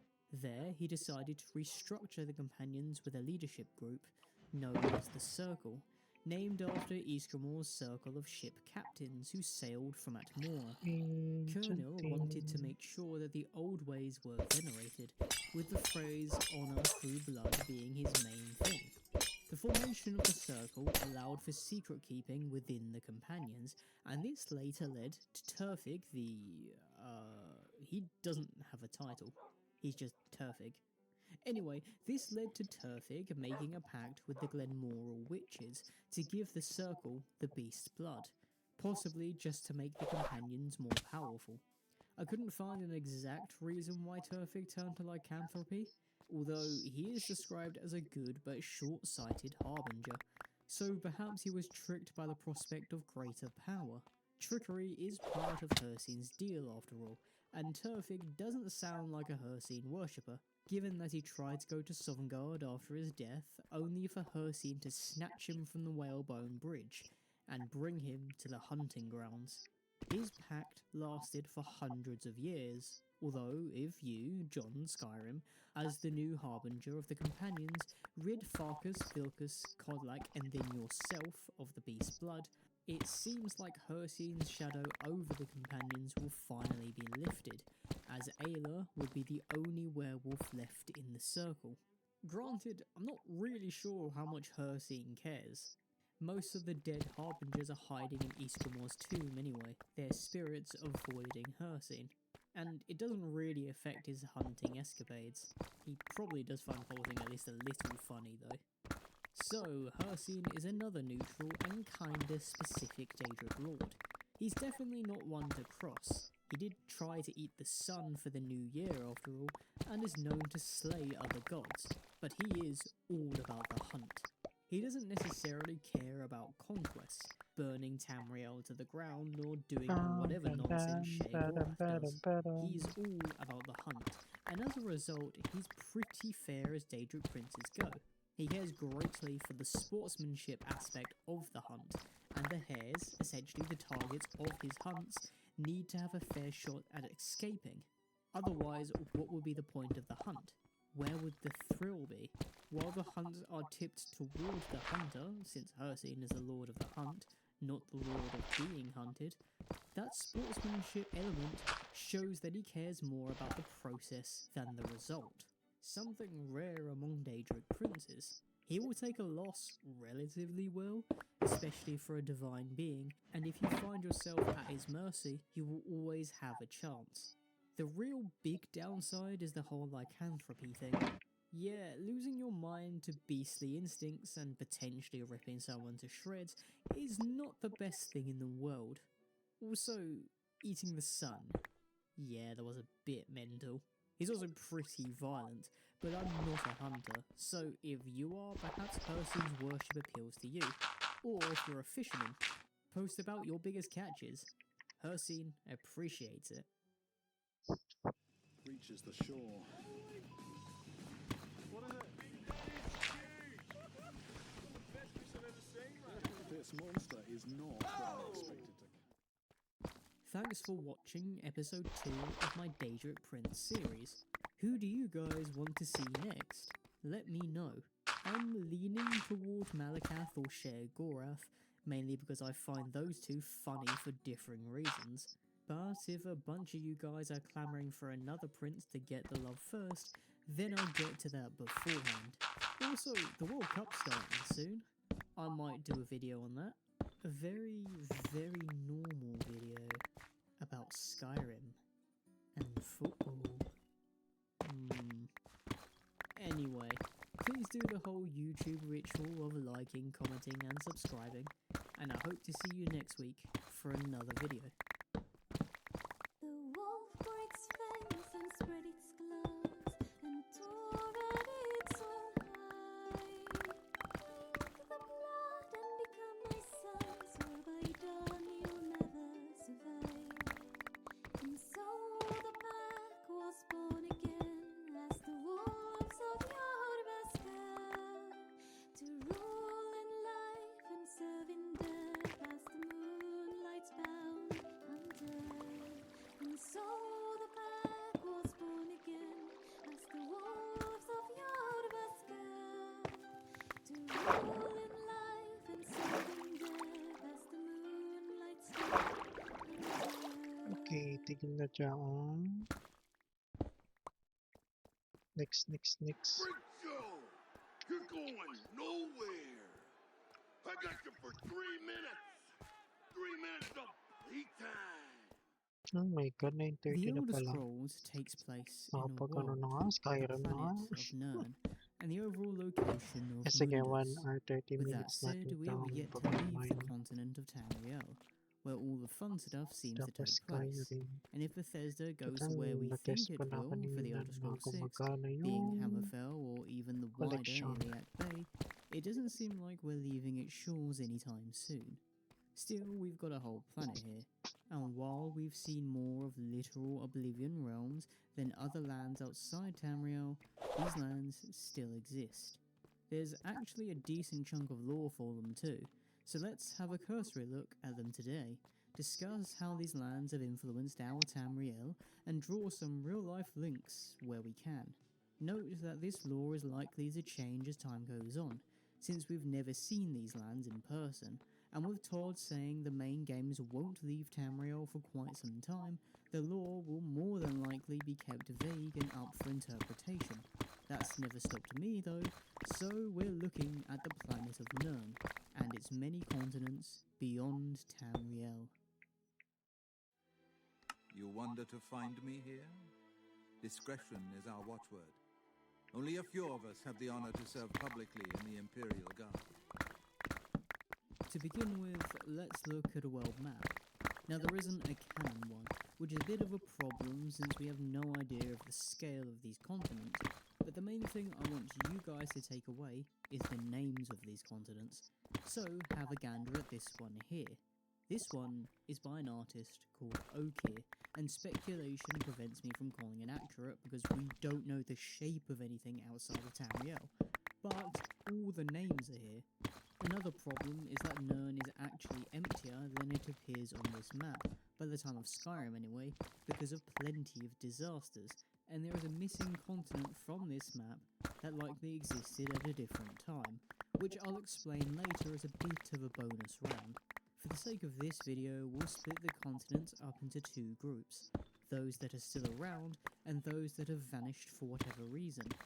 While Tamriel is obviously still around, we'll skip it because, well, it's got enough attention from the rest of my channel. This means the continents on Nirn that are still around are Akavir, Atmora, and Piandonia, while those that are missing for whatever reason are Yokuda, Aldmeris, and the bonus one, Lib. There are odd islands that don't fit with any continent, such as Roskrea or Roskray, I'm not entirely sure on the pronunciation on that, which sits awkwardly in the middle of the Sea of Ghosts, between Tamriel and Atmora, although it does seem to be an imperial colony, so I'm going to clump it with the rest of Tamriel. With that said, let's look at the missing continents first, beginning with the legendary Aldmeris. The Empire, in its wisdom, has come to recognize Talos worship as a barbaric remnant of a bygone age. Aldmeris is a mythical land, and as far as the elves were concerned, it was where their existence as mortals began. You see, elves are apparently directly descended from the Elnathay, the original spirits who gave their power to make the world, although some were unintentional. These guys are like Aedra, but less godly and just as immortal. Now, according to legend, when they landed in Aldmeris, they turned the continent into their own little sanctuary, fortifying the land's borders with magic to live as they had before, as these immortal beings. These beings were the ancestors of the elves, but this was where their immortality began to wane, and these first elves were known as the Aldmer, not to be confused with the Altmer. There are some tales that Aldmeris, also known as Old Elnathay, was one of two places that Auriel had chosen as the home of his people, with the other being Altmora, the elven name for Atmora. When war broke out with Men and Lorcan, Altmora were lost to the elves, and thus they were chased south to Old Elnathay. Some records stated that Aldmeris suffered some kind of crisis, which isn't all that uncommon on Nirn, and this forced the Aldmer to flee their home, where, after getting lost in a storm, they ended up in Tamriel. They got separated though, and where they ended up practically led them to becoming the elves we know today, and this was when the elves began to populate Tamriel. Sometime in the Merithic era, the elves of the Somerset Isles led an expedition to try to locate Aldmeris, sending out 3 ships in 3 different directions, but only one made it back, so no success there. There's another story that states that war broke out between the Old Elnathay, who kept their original powers, and the Wanderers, those who descended to Nirn but lost their old ways in the chaos of the New World. Not being as hardy as the Wanderers, the Old Elnathay got their asses handed to them, and Aldmeris got battered about a bit, becoming Tamriel as we know it today. Now this could provide an explanation as to why Aldmeris was never found, since it's actually Tamriel, but there's just been banned up. Although elves tend to be pretty convinced that the continent is its own land, separate from Tamriel. Michael Kirkbride even claims that the land isn't even real to begin with, and is just a bunch of made-up images in the chaos of the Dawn era, sort of forming this collective mythology about a lost paradise. That would make the tale of Aldmeris a tragic one, since it's purely a representation of an idealised world that never really existed, and the Altmer in particular are still holding on to an ideal that was never real to begin with. Still, I don't think this is the path that Todd and crew will take with Aldmeris. I think they'll still have it be real, but just hide it in the corner, somewhere, never to be seen again. The problem is, we're not entirely sure, beyond myth, what Aldemaris has. Its culture obviously affected the elves of Tamriel heavily, especially with the elven pantheons led by Auriel, seen most prominently in both the Altmer and the Snow Elves, but beyond that it's all a mystery. So let's move on to the land that's a bit more tangible, Yokuda. Sometimes I miss the soldier's life, but when I hold my daughter in my arms, I know I made the right choice. We know for a fact that Yokuda is real because of its people. Hammerfell isn't the original home of the Redguards, and these guys actually came to Tamriel from the continent of Yokuda, which explains why a lot of Redguard religion seems different and sometimes entirely separate from the other human races in Tamriel. The continent was also known to be home to a race of elves, called the Left-Handed Elves, not the best name around, which is just a bunch of links, I guess? But they got absolutely nuked by the Redguards. Apparently they lost the war so badly that they all got thrown into the sea. And I mean literally all of them, they're gone, they're extinct. Which would more than likely put a smile on Pelinor's face, the absolute maniac. The problem is, the Redguards started fighting each other after they'd done in the Left-Handed Elves, which allegedly caused the destruction of Yokuda. So they had to get on ships and hightail it to Tamriel.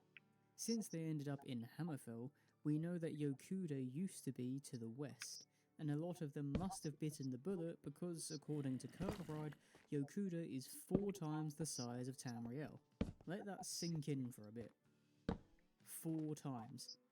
This might be a technicality though, because Yokuda was made up of many islands of varying size. I'm not entirely convinced by Kirkbride's statement here, since this is the only map we have for Yokuda, and I believe this is from before it sank into the sea. Now it's not like Yokuda completely sunk either, since in Oblivion, residents in Anvil state that some ships come from the continent. While I won't go into immense detail here, because there's enough on Yokuda for its own video, and we've got a lot to get through, it is worth noting how much historical information the Redguards brought with them about their old home. We know that Yokudan society was warlike, but also very advanced for its time. This appears to be inspired by the ancient Egyptians, especially if you look at a lot of concept art from the region. Yeah, I mean, come on. That's practically Thoth on that treasure chest.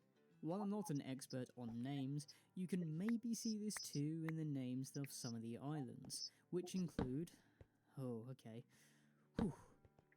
Bahia, Iranu, Kanesh, Kadesh, Plethi, Samara, and Yath.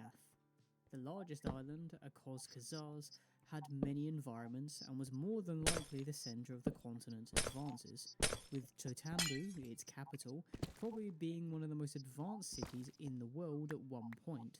While so much history was lost because Yokuda sank, or Atlantis style, it's neat that Yokudan architecture was taken to Hammerfell and can be seen in cities like Sentinel here. But with how large the continent once was, I wouldn't be surprised if a lot of the culture was also lost. It could have once been the Elder Scrolls equivalent to all of Africa, with all its different countries and cultures, but many of them were lost, and the Egyptian or North African-inspired Redguards were the only ones to make it to Tamriel. I suppose it's a bit of a tragedy, but don't worry. The tragedy doesn't end there, since we're also covering the kinda bonus continent of Lig. Now I will make it again what it once was, what it shall always be. Draw a line of blood across the land in the name of Mehrunes Dagon. Lig is a weird one, and this is because it's either a continent that was around in this version of Nirn and then blew up, or a continent that was around in a previous version of the world and then blew up. Lig was once home to these weird bug, crab, octopus things called the Dreg, and they were previously the kings of the world, at least according to some stories. Molag Bal was involved too, although not as a classical god. Instead, he was a chieftain, a sort of god emperor, But Molag wouldn't get his way forever. According to the ravings of Mankar Camoran, the Dreg ruled their realm of Lig in a previous Kalpa, essentially a previous cycle of the world, which Alduin typically ends by eating said world and starting a new Kalpa. Curiously though, Alduin isn't the one credited with the downfall of Lig, and the continent itself was said to be destroyed by Mehrunes Dagon. Take this with a pinch of salt though, because Mankar Camoran is 50 shades of absolutely mental, and it's not like the Dreg haven't been seen in this Kalpa. Vivek fought them, then Erevarin fought some, and there are accounts of them as recently as the early 4th era, before Skyrim in these Umbriel tie-in novels. To be fair to the Grand Wizard of the Mythic Dawn, the Khajiit also have an ancient myth of their version of Dagon fighting Molag Bal, meaning the two worst people you know also hate each other, which is kinda neat, I guess. Either way, Lig was either an ancient continent that bit the bullet in this Kalpa, or a continent that existed in a previous Kalpa, and was thus the centre of the world, or at least the world's powerhouse. If this Kalpa stuff confuses you a bit though, I do talk about it in greater detail with a video about Akatosh, but all you really need to know is that these weird crustacean, octopus, tentacle people used to rule the continent of Lig at some point in the past, and Lig was one of the most powerful places in the world, before Dagon did as Dagon does and blew it up. But other than that, we don't know much about the people or the culture. You know, missing history because continents keep blowing up seems to be quite a theme in the Elder Scrolls, but not all of them blow up. Some just freeze and then get abandoned, as is the case with Atmora. By our breath, we bestow it now to you, in the name of Kine, in the name of Shor, and in the name of Atmora of old. You are Ysmir now.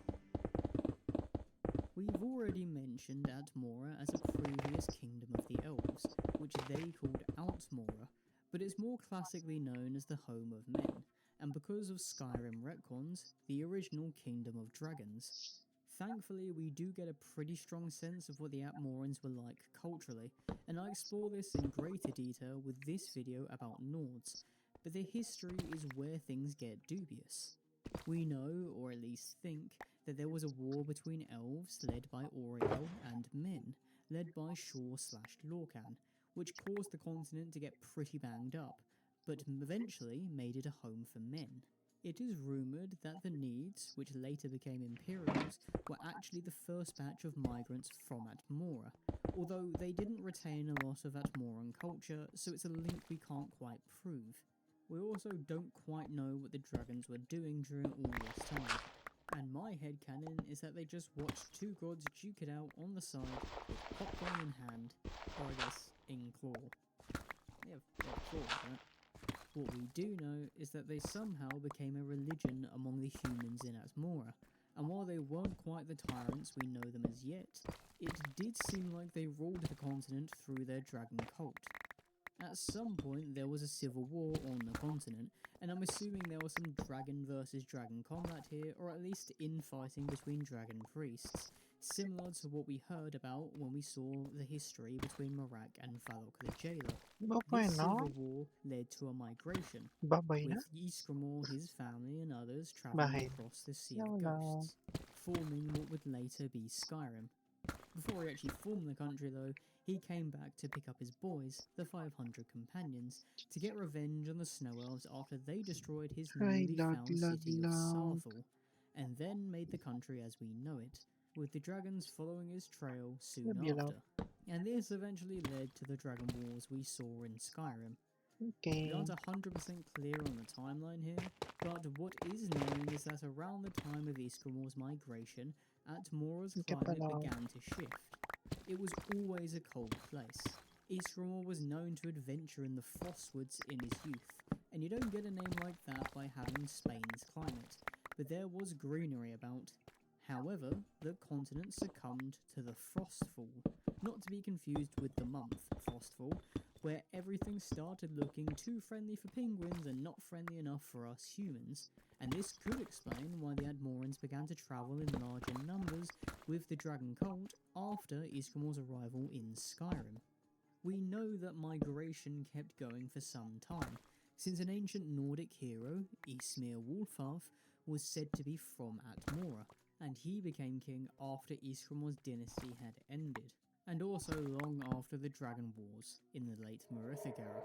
There were even ships making expeditions to Atmora as late as the Third Era, the same era that the Elder Scrolls Arena to Oblivion take place in, but by the mid to late Third Era, it seemed that the weather had got so bad that there were no signs of civilized life. It was nothing but a frozen land, and while the official Imperial story says that Talos originally came from the continent, hence the name Talos of Atmora, it seems that the end of the dynasty's rule also marked the end of Atmora as we once knew it.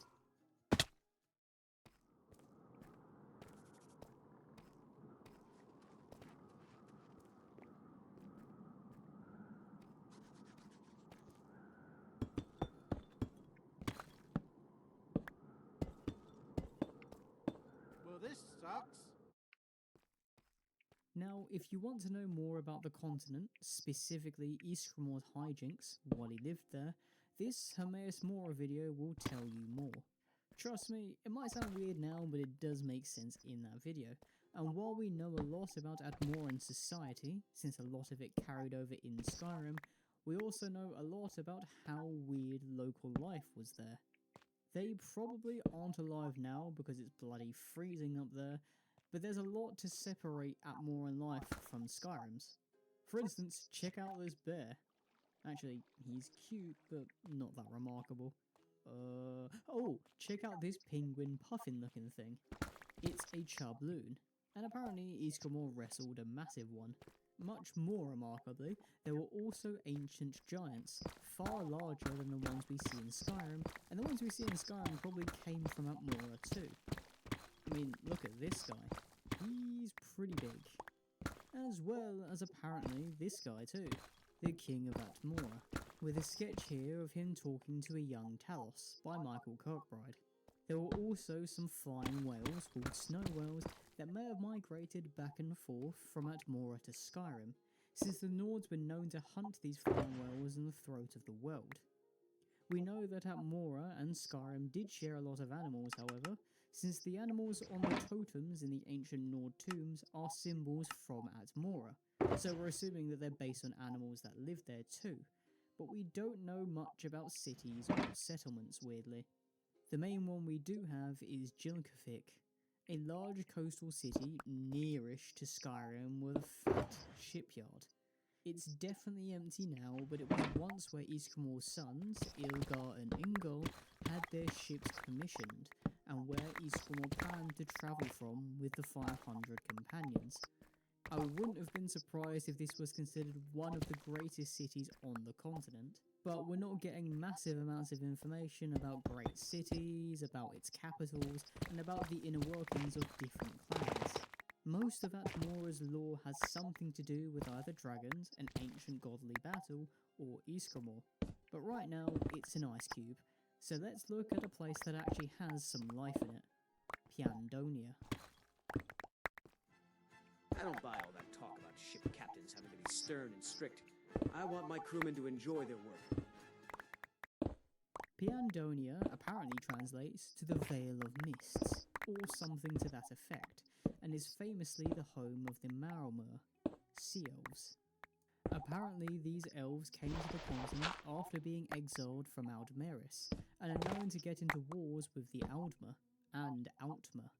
Interestingly, the continent has only ever had one ruler throughout its entire history, and if this is true, this guy may be one of the oldest non-godly beings still alive on Nirn, King Orgnum. Orgnum's realm is known to be surrounded by mists, hence its name, to forever keep the Malmer out of Aldmeris. But they could go to Tamriel, so I guess the Malmer don't subscribe to the whole Tamriel is Aldmeris all along theory. Still, that doesn't mean the Malmö left home much, and even deep into the Second Era, the land was considered uncharted territory by the people of Tamriel. It started getting mapped in the Third Era, which is a bit of a shame because the Malmö are kinda really cool. They're famous for snake magic, and while that might sound lame to begin with, this is the snake magic they mean. Look at 'em. That's pretty awesome. Not only that, but Piandonia is known for its mighty navy, or once mighty navy, and was one of the richest places in the world until the Third Era, when Orgnum lost his infinite gold maker. That's, not metaphorical either. He literally had a chest that made infinite gold and then he somehow lost it. When they were rich, they did ally with Aldmeri Dominion in the Second Era, which means Valenwood and the Somerset Isles, but later on in that same era, the Malmö consider consorting with the Outmer treason, so it really feels like they can't make up their minds here. This seems like the Malmö are still salty about the whole Aldmeris thing, and the Outmer wanting to go back to this time probably makes them enemy number one for these sea-loving elves. Still, that's enough about the Malmö and their international relations, at least for now. What is Piandonia actually like? Well, we never go there, not even in ESO, so we aren't really sure. But the Sea Elves gave us a bit of a hint when they started taking over bits of Valenwood after the Bosmer got in a civil war. Here's a look at their embassy building, and while the snake magic they're known for is clearly practical, it also forms part of their architectural design, possibly representing their strength, since at that time, Piandonia was a global superpower because of its wealth and navy.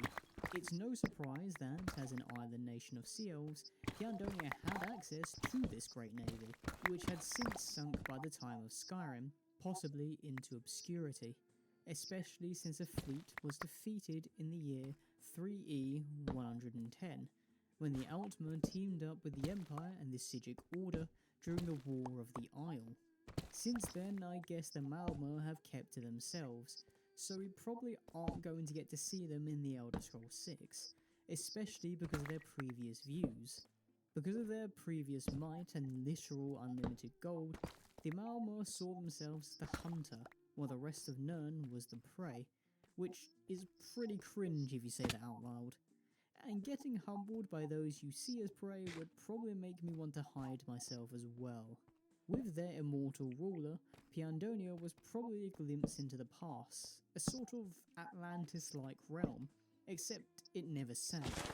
But it seems even their longevity and maritime might was eventually overcome by the chaos of Tamriel. Their hatred of the Outmer probably prevents much trade by the Fourth Era too, since they are south of Tamriel, so while Piandonia is still very much around, it is neither thriving nor a major player in the Elder Scrolls by the time of Skyrim. But there is one continent that will still have a major part to play: Akavir. Remember me, and remember my words. This burden is now yours alone. You hold our future in your hands. When you think of other continents in Nirn outside Tamriel, Akavir more than likely comes to mind first, which is why I brought it up last. It's practically Nirn's Asia, and has inspired many organisations and concept in Tamriel. That's not to say the Akaviri are all that friendly though, since many of their interactions with Tamriel are, well, invasions. There was the first Akaviri invasion, led by the apparent snake folk, the Seishi. That's how ESO says it, and the military might of these warriors was enough to send the Iliac Bay and Skyrim reeling. They were eventually stopped by Remen Cyrodiil, who founded the Second Cyrodiilic Empire, and ended up converting the Akaviri to his side. This is where we got the Dragon Guard, then later the Blades. These are also the guys who built Cloudrulder Temple and Skyhaven Temple, as well as Elderwind's Wall. The Seishi were the ones who influenced Tamriel the most, acting as advisors during Remen Cyrodiil's empire, then later ruling when the dynasty had ended. But they weren't the only ones. With the Seishi being such dragon Mahaba fiends, din ito. bowing to a dragonborn and founding the Dragon Guard to hunt dragons, it should be no surprise that Akavir is home to many a dragon.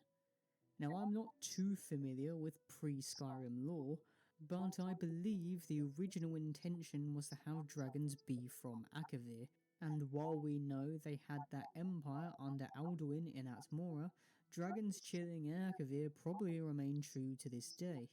I don't imagine there's too many of them, for a reason that'll come up later, but if the Dragon Guard's activities in Tamriel are anything to go by, the Seishi probably hunted these dragons in Akavir, preventing them from making the empire we saw glimpses of in Skyrim.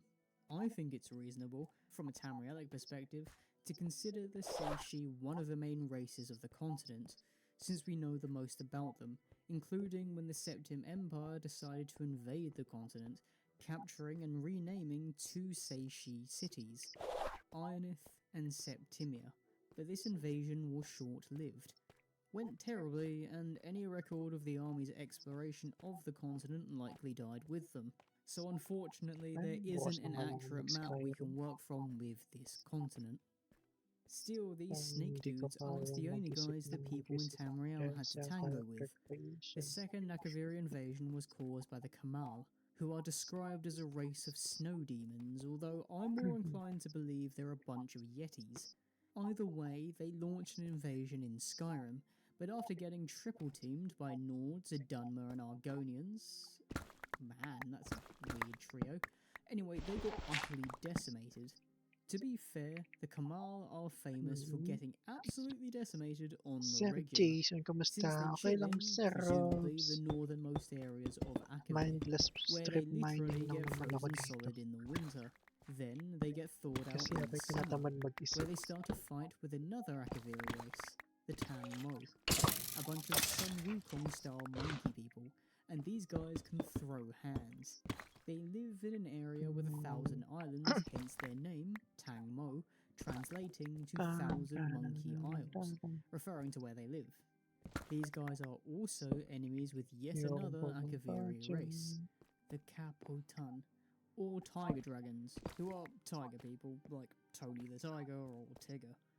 A bit of me wonders if there's some sort of relation between these guys and the Khajiit, although it doesn't seem that they have the Khajiit's level of variety with their fur stock. They might not have the same relationship with the moon. Now these guys are known to be one of the superpowers of the continent, having battled the Seishi. The Seishi, having eaten all the men, apparently, wanted to eat all the dragons, and the Capotan were having none of it. But all the dragons died in the fighting anyway, and both sides were left weak. Now the Capotan are ruled by a dragon tiger, allegedly, who's basically just a dragon whose stripes are orange and black, and is the biggest in the world.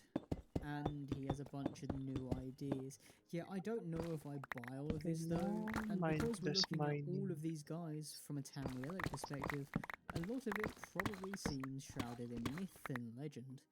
Other than these lot, there were apparently early encounters with rat-like people, but these are not named or mentioned again, so I wouldn't be surprised if these were misinterpretations from scared Tamrielic folk.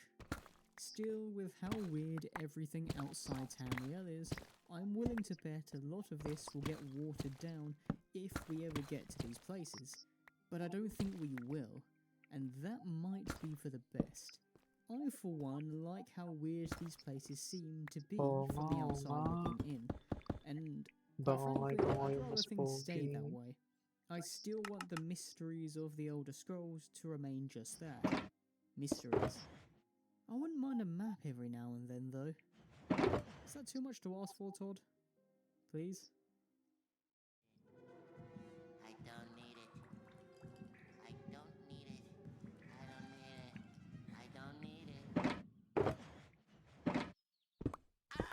don't need it. Anyway, thanks for watching this wider look at the planet of Nirn.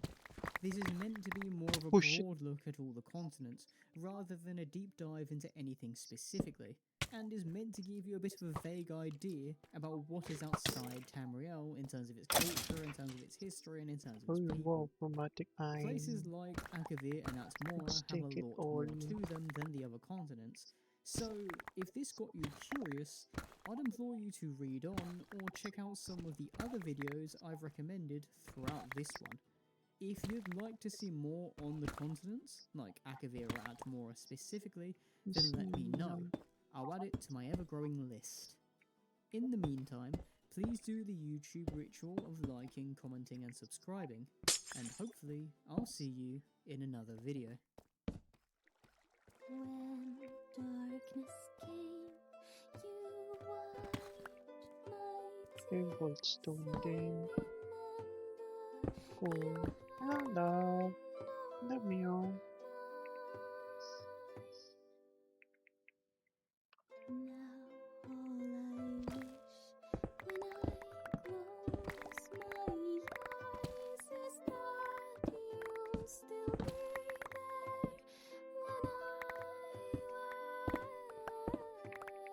wake.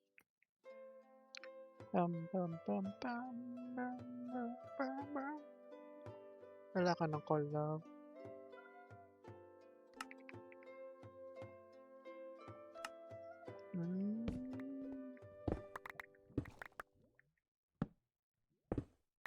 My Daedric Prince series, with Hamir Smora and Hircine preceding Malakath here, and if you've seen the others, you'll know that we begin with what the specific prince in question actually is. To do that, we need to look at what Daedric princes are in general, and then explain why Malakath may be different from the others. In relatively simple terms, Daedra are immortal beings known as the Et Arda, or the original spirits, who weren't part of the creation of the world, like the Aedra, who gave their power to the project earnestly, and the Magna Gi, who started as part of the project but then fled when they began losing their powers. In doing so, they burst through the sky, making the stars and the sun. But the Daedra had nothing to do with this, with their princes being the godly rulers of their own realms. Basically, Daedric princes didn't want to get involved with a creative project, and while the people of Nirn tend to be more Aedra-leaning in their worship, since these are the guys who made the world they inhabit, this doesn't mean all Daedra are evil. You can call them lazy though. They didn't even make Nirn, and yet they spend a lot of time trying to influence it. Now sure, Mir and Stagon and Molagol exist and are genuinely the worst, but then you get nicer princes like Azura. Well, nice relatively speaking.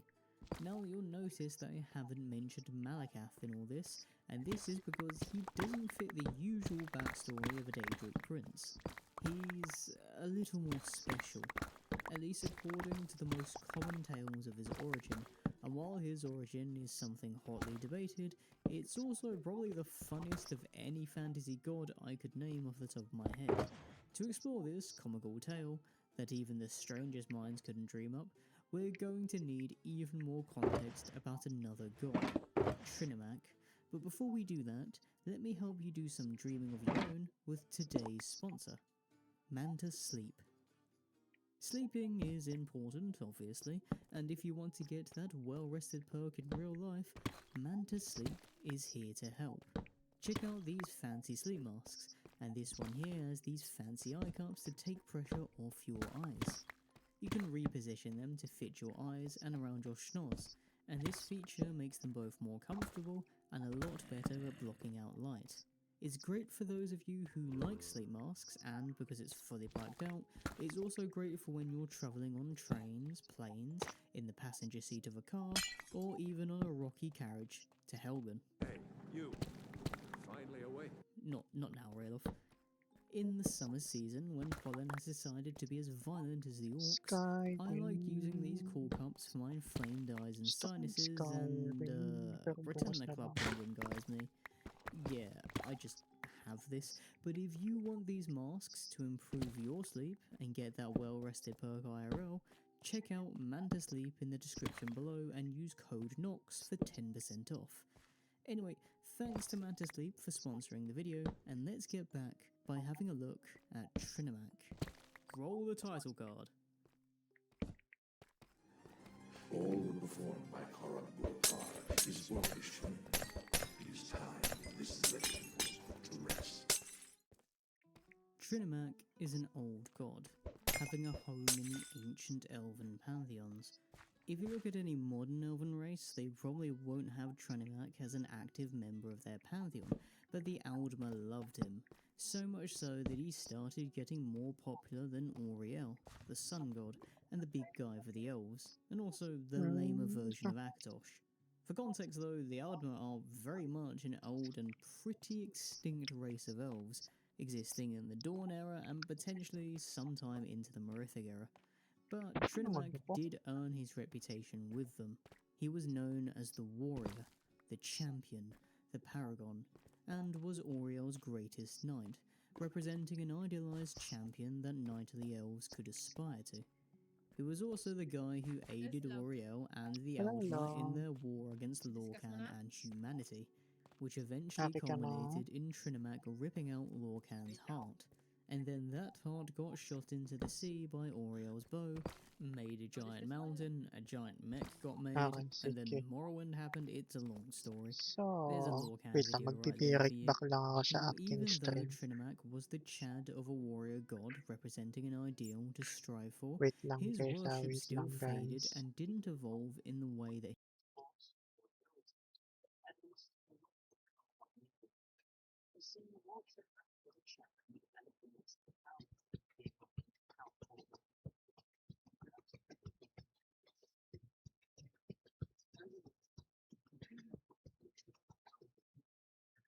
Huwag natin nilagay yan.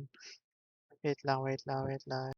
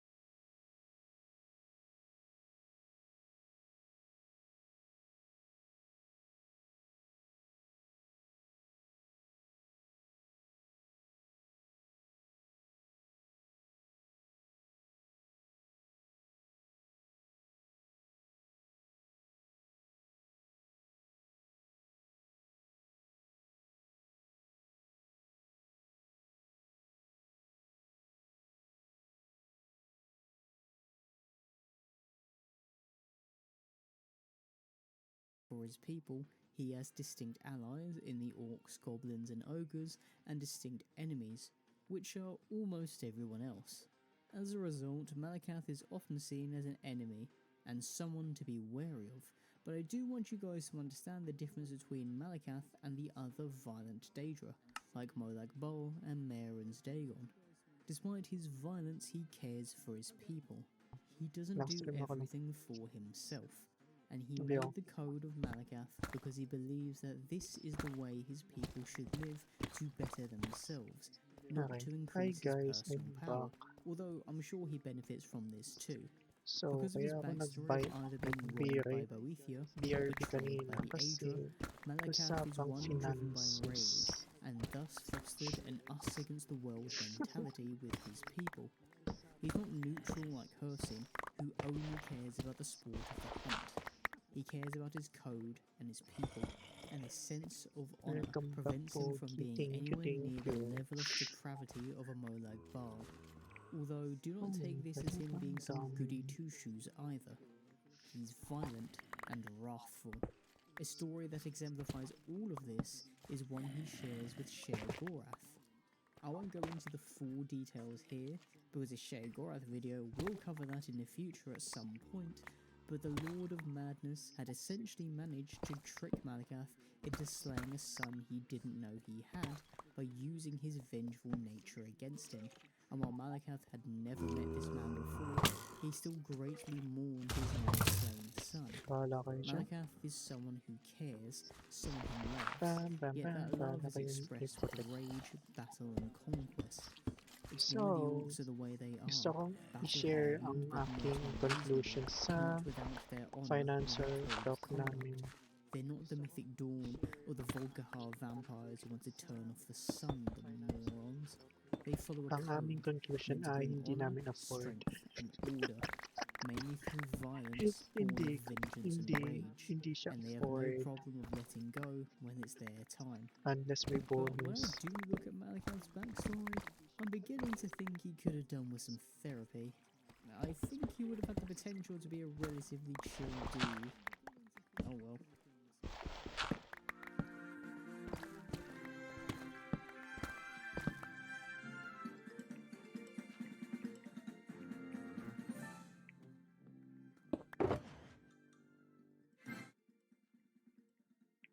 Thanks for watching episode 3, count it 3, of the Daedric Prince series. The question then comes to who you guys want to see next. I do intend to do all the Daedric Princes, slowly but surely. In the meantime, there are the 2 other episodes to watch, Hircine, which I've mentioned a few times before, and Hermaeus Mora, so if you haven't watched them, please do. I'm leaning towards Sheogorath next, because I mentioned a bit of a story here, but there were also shouts for Nocturnal and Molag Bal in the last episode, so give your shouts in the comments below, and also let me know what you think of Malakath. Are you pro-orc, or think he needs to bring it down a notch? It is a lot of blood. But while you wait, please do the whole YouTube ritual of liking, commenting, and subscribing. And hopefully I'll see you in another video. Sabi ko na nga pala kanina.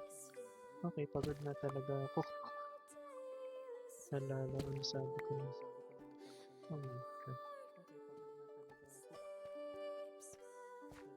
Okay, next level. Dito. Dito na lang.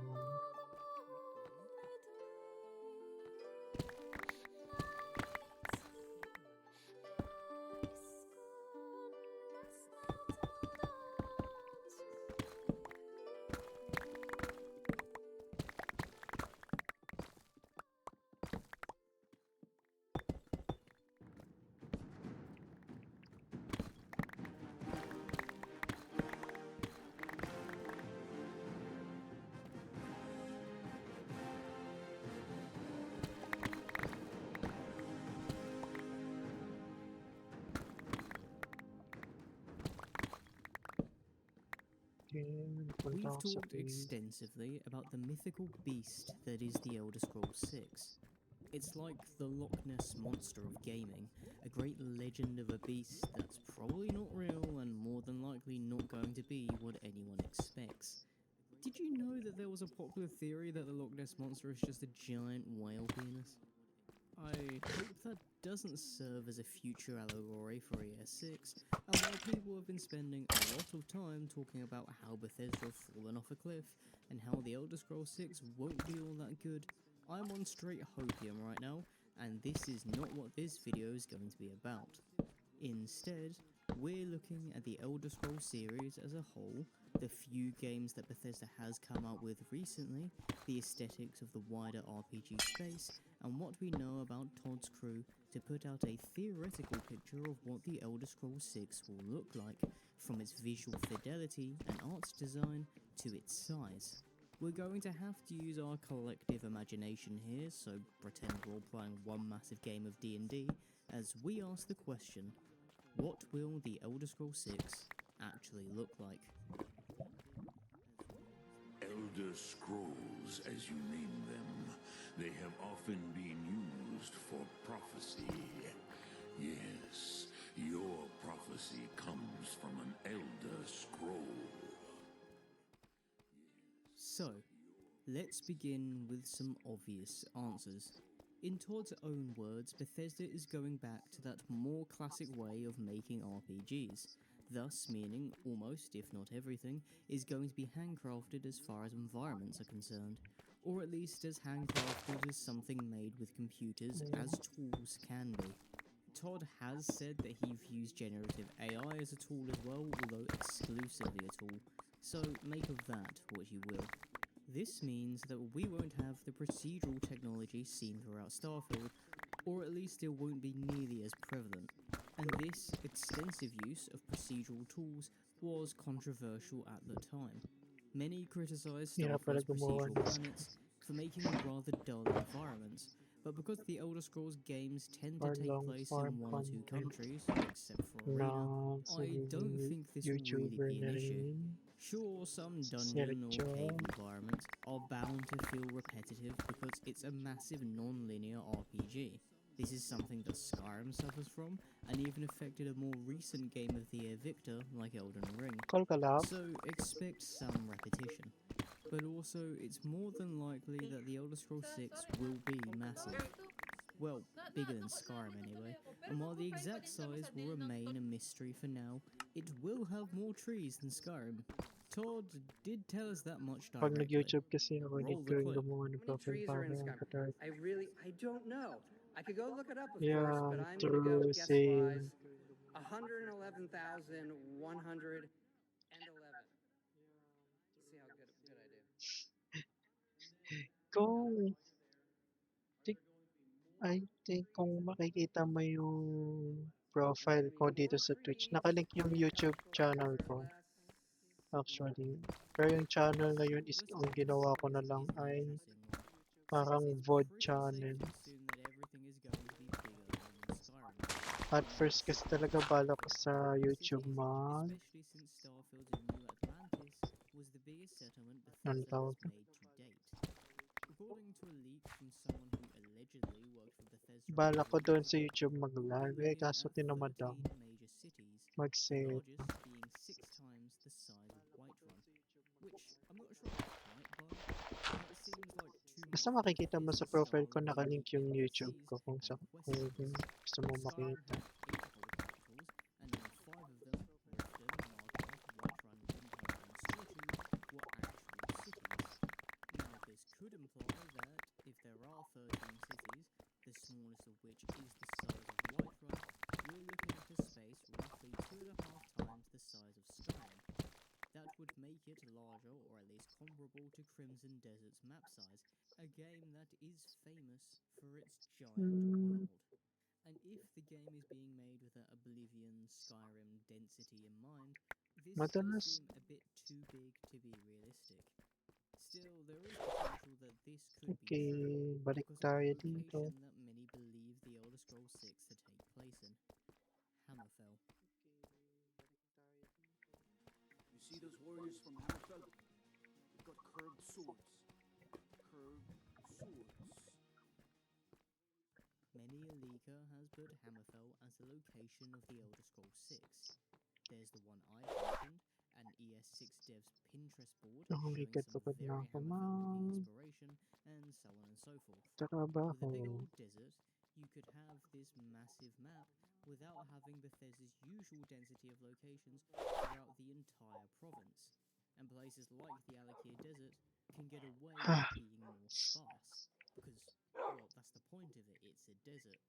If Bethesda chose to use the coastline of the Iliad Ay, Belt ay, for ay. some maritime adventures, and perhaps this will be the selling point of the game, like how dragons were the selling point of Skyrim, and the explorable waters count toward the map size, you can thus have a massive map that doesn't feel as overwhelming because you're able to have vast open spaces that are meant to feel that way. I do think if Hammerfell is the location of ES6, like a lot of people think it is, I don't necessarily think it would benefit from a consistently dense map. And that will be the difference between this game and Skyrim. Still, it's also worth mentioning that Hammerfell isn't all just desert. Something we'll get plenty of in the region is biome diversity. Sure, we'll get enough dunes to make Frank Herbert proud, but Hammerfell will, of course, have a potentially glorious almost Mediterranean coastline. Much of Hammerfell is based on North Africa, so this checks out, but the place is also known for rocky mountains, swamps, dense tropical jungles, rainforests, savannas, grasslands, and coral reefs. With East Hammerfell facing Skyrim and Cyrodiil, these border areas will probably look or even feel a little familiar to prior games. The hope is that Hammerfell will help the Elder Scrolls series not feel like it has that generic Eurocentric fantasy aesthetic. Now, I do want to say that I don't think there's anything wrong with a Eurocentric fantasy look. There is a reason it's so popular, but with Oblivion getting a remaster, the last thing Bethesda should strive for is making a game that looks like it's Oblivion 2. Tamriel inherently gives you a lot of variety, and you don't want to lose that in the Elder Scrolls series. Thus, Hammerfell should theoretically be a great transition. ESO might have even given us a bit of a look as to what Bethesda could go for with the province, with settlements having an Arabic flair, like you can see in the city of Sinjar. You can see this too in some artwork. Ang hirap mag-content kaya pala ang procrastinate ko. North African and Middle Eastern, Nawala na ang love ko. Oh, wala nang love sa streaming. from the continent of Yokuda, which has quite a few Egyptian elements in concept artwork used for the region. Sure ka na ba You can dyan? potentially see a bit of this too. Now, I Sure ka talked na, about sure ka na ba Yokuda in dyan? plenty detail in this video, but I also think that Bethesda could potentially look to somewhere like Ethiopia and the ancient kingdom of Axum for some of its Hello. architecture too. I think you see a God bit of stream. this in some Nidic ruins in ESO, although I'm not going to say that I'm 100% sure this is where the inspiration comes from. On the coast, we might get some Spanish inspiration. I'm thinking Moorish with the architecture here. Yeah, this seems like a strong fit. Now, outside the Redguard related stuff, I wouldn't be surprised if we get to see a bit more Western European stuff the closer you get to the border with High Rock, since the whole medieval knight thing is kind of High Rock's whole deal. You should also expect plenty of Dwemer ruins, and with So, such a hindi ka na strong mag-stream aesthetic ko, for the Sergio. game, we're Natamad likely na. to see some familiar elements here too. Hammerfell is most famous for the Rorcan clan, coming in and establishing settlements in the country before the Redguards came along, thus resulting in places like Vollenfell. Skyrim has, of course, given us a pretty good idea of what these places Katamad will look like, nag-quit and naman since na we're ako all several glad they times did, before. with the general It's aesthetic understandable being naman. somewhat similar, I think ES6's Dwemer ruins will be what we It's expect. pag sinipag na lang kung si A Pagin. lot of turning gears, and a strong Understandable steampunk naman na si talaga. look. Still, with how the aesthetic of the Elder Scrolls Burn, series may has burnout evolved over naman the siya years, sa lahat we're ng not bagay. entirely sure what the general art design of the next title will be, because not everything has been as consistent as the design of Dwemer. So, let's have a look at this next. I cannot stay to rebuild Tamriel. That task Eight. falls to others. Farewell. You've been a good friend in the Sure. short time that I've known you, but now I must go. The dragon did. by general art design, I mean very general. We've talked about the environments and the architectural inspiration we could see, but I'm talking about things like stylization versus realism and the use of colour. Now, Bethesda has not been consistent with any of this at, well, any point. I actually think the most consistent Bethesda has been is between Fallout 4 and Starfield with its commitment toward realism. Now, it's easy to say that Bethesda will just continue this and try to make the game look as realistic as possible, since this is clearly what they're striving for. Well, kinda recently anyway. I mean, just look at Starfield's food. Why does it look so good? Also, look at the environments, and this is where the game shines with its Creation Engine 2 from a graphical fidelity standpoint. With the Creation Engine 3 being used for the Elder Scrolls 6, it's easy to see the Elder Scrolls' graphical fidelity and Bethesda's continued striving toward realism evolve. Not that it really bothers Bethesda, but also stylization for these giant RPGs is not something anyone else is doing. Larian's games have become more realistic. Fable has moved from stylization to more realism with its new studio and its upcoming game. The Witcher has always gone for that realistic aesthetic, and the only time I can think of in recent years Singapore where a big arrival fantasy IP has card. moved to a stylized aesthetic is Dragon Age Vanguard. And it's pretty far from a success. Now, obviously, the aesthetic isn't the only problem with Veilguard. The writing wasn't as good, it suffered from losing quite a bit of Dragon Age's identity, and became a bit more of a generic action-based game, but I also feel like it's in this weird ground where it's not stylized enough to be visually appealing. And with Xbox being behind a game as big as The Elder Scrolls 6, even if Bethesda wanted to go in this stylized direction, I don't think they'd be allowed to. But, and this is a big but, you cannot just say, let's make the game look realistic and still have a few things to consider, and one major thing you have to take into account is colour and saturation. Let me explain why. So let's have a look at two games that have attempted to look as realistic as possible for their environment, but are fantastic titles.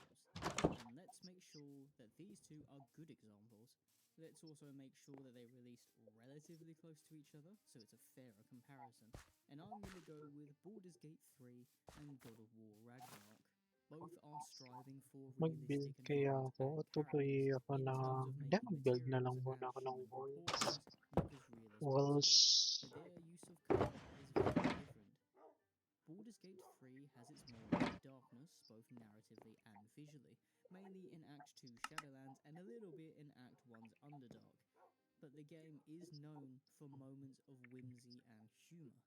It's a D&D game after all, and it's a D&D game made in the 2020s, where the entire community is pretty whimsical and pretty colourful. Thus, the colours pop. You can see this in the clothing, the characters with the skin hair, the environments, with the city of Baldur's Gate alive with saturation, or the wilds looking very green and vibrant. Compare this with God of War Ragnarok, a game representing the end of an era, and also claiming the end of the world, and has thus developed a serious tone. The previous game ends with Midgard entering a state of perpetual winter, counting down to Ragnarok, the end of the world. And while there are places with a lot of colour, the general tone at the centre of this game means that a super bright aesthetic most of the time wouldn't really work. Kratos' tattoos, for instance, are no longer this bright red in the older titles, and a lot of major cutscenes and boss fights take place in relatively dull environments, like with the Heimdall, Odin and second Thor fight, or dulled in a snowstorm, as is the case with the first Thor fight and the Freya Ano fights. ba yan? Di Again, pwede this doesn't to. mean it's devoid of colour. It just means that when there is colour, it really comes out. But with Baldur's Gate 3, it's the opposite. When an area is lacking colour, it tells the viewers that the tone is serious. And I feel like this is done most strongly with the game's second act. Thus the question arises, what will Bethesda do with the colour and saturation of The Elder Scrolls 6? The series has yo-yoed, going from the darkness and ash of Morrowind to the overly vibrant Cyrodiil in Oblivion, to the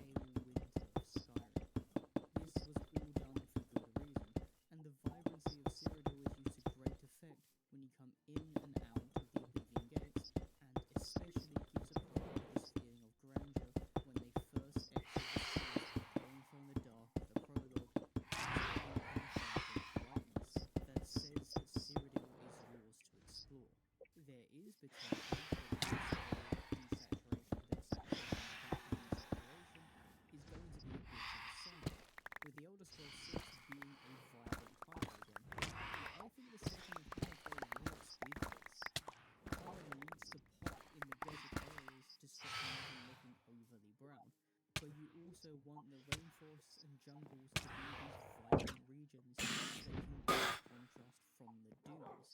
If you're going into a tropical region, you need all these colours to be popping through the screen. The Iliac Bay is a big deal in Hammerfell, and cranking the saturation to make the ocean look like a sapphire blue will give players that Mediterranean vibe, rather than the coldness of the North Sea, which Skyrim has. Skyrim's paleness and sort of dullness work with the game's environment because it's a cold, harsh land. Making colours pop will give Hammerfell this feeling of a land in constant sunshine and summer. This also means leaning toward warmer colour palettes, away from the Wrong. grey stones of somewhere like Windhelm or Winterhold. Chromatic. Vibrancy, brightness, and warmth should be the goal if Hammerfell is the setting. I'm also hoping the variety of biomes will make Bethesda go away from randomly having a coloured tint filter over the whole game. Fallout 3 had a green one, most famously, but that worked because green screams radiation. You'd think that would work here. Hammerfell doesn't scream green to me. Maybe red? Red guards? Is that racist? Volts I also order. think the intro of this game could have a similar effect to Chaotic Oblivion. kasi ako. We start in somewhere cramped, somewhere dark, perhaps somewhere a bit dull, and then when you open it up, Grabe hindi you legit present mga loading. players with Yung the mga level vastness 30 of na mga bagay Hammerfell namin with load its kicks. sudden with its bright colours. Yes, It level will give 30 na players that ako. immediate warmth to explore. So I think Which it's is, safer hindi to ko alam assume that paano we're akong more likely nagawa. going to get Ay, a hindi, dahil sa range of hamburger saturated yun. colour rather than Skyrim's or Morrowind's. Dahil sa But I hamburger don't lang think it's yun. going to be quite as exaggerated, with an overall realistic aesthetic for the environments. But what about the characters?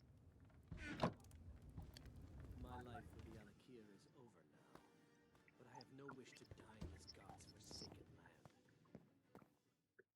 Super bilis Bethesda does a mag-level up. lot of flip-flopping with how its Mabilis na characters ba look. to for Morrowind NPCs around look like 1 they month? haven't slept in their lives. Oblivion, Fallout 3 and New Vegas, Ay, sa bagay, for 1 the month sake pa of lang ako this nagawa section, na. all look 1 level made per out of day. plastic. Kind of soft and shiny looking. Then there's the characters, which are all pretty angry, going away from the softness of Oblivion's crew with sharp corners. And I think this is also reflected in the armor.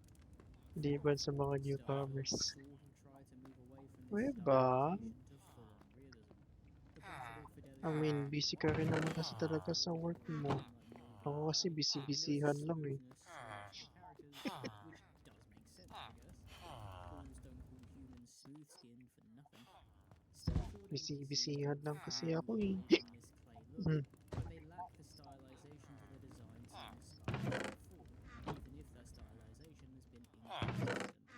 Raw, chromatic, In this vein. iron. The problem with Starfield NPCs is their animation quality rather than how they look statically. In fact, Actually, the nagpa-level talaga sa akin yung bounty table for in submission. the characters' designs and fidelity, because it's such Uy, an submission of quest. I think this will be Oo nga better pala, in the nagbibigay nga Elder din Scrolls pala ng 6, XP but to, no? don't think we're gonna Minsan. get out the valley quite yet. Siya sa bounty.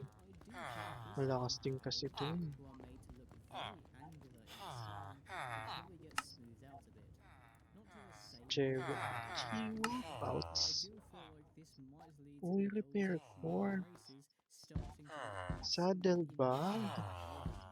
This could be the result of 3D scanning Uy. straight up putting real people's faces in the video game, and it might Oh my result in god. what we see in Kailangan ko pa lang while the Dunmer lady here has charcoal skin and is clearly screaming Dunmer, she doesn't have a lot of the exaggerated angular design that Skyrim Dunmer have, where their brow line juts out and the overall face Saddlebug, shape is Scavenger. Parang hassle now, naman. hopefully Ayoko this kasi ng will get made up Scavenger. for with some of the stuff we do see in ESO to make elves look more distinct, such as Bosma having antlers. Or, I'm willing to bet that the Khajiit and Argonians will look like 3D parang scans of gusto ko cats and magano. lizards respectively, perhaps losing the stylization they've had thus far. I'm Punta nga tayong that the mob Khajiit will farm have the para first sa stop for XP. although I'm confident that this Ay, will not masisira be na the pala case, to. Oh. since drastically changing characters' Bilhin ko na models kaya and yung ano. anatomy will mean animations won't be transferable between said You models, wear, so you we're still wear, gonna get humanoid-only you Khajiit, wear. although hopefully we'll at least get some Oh, size teka, variety. ano ba mga extra pong sword? Yourself. Do not frighten away our customers with your fits. 1 to 1. May your own Nope. to warm sands. Scrap. There's also a bit of a spanner in the works, as realistic as possible theory for the NPCs of ES6, and this spanner is Sira na kasi ang Oblivion aking steel Remastered. picker. While the environments look super high fidelity and realistic, the characters look like withered stone. I think that works. It's certainly a unique look, and while everyone looks ugly as anything, it gives the same vibe as the original Oblivion. It's like going Oh, from meron nga pala akong to, disenchantment. super Dynamo. Yeah, Kaya kayo going gagamitin to. tong There is a chance gagawin tong thermal series this is the ko. look Bethesda will go with for its characters, and that Oblivion Remastered is a bit of a soft launch for this design, but I don't think this will be the case. While sure Bethesda had some involvement in the development of the remaster, the bulk of the work was done by Virtuos in an engine Bethesda will not be using for ES6, Unreal 5. To me, this is a process that will be used for future remasters, or rather remakes, so Bethesda don't have to do it themselves and can focus on the new stuff, especially since we're hearing a lot about the Fallout 3 remaster coming next. Bethesda are sticking with the creation engine for Alam ES6 niyo, overall, so perhaps making Oblivion Remastered NPCs look like, that will help them be distinct from the newer titles. And if you want to hear my full thoughts on the creation engine, I do have a video for that too. But speaking of other remasters, I also think that this specific wow. aesthetic for NPCs will probably be Oblivion Remastered specific, because I just Chromatic can't see stealing this got for a TU6. full Vegas remaster. Perhaps for the ghouls, but not for the average people.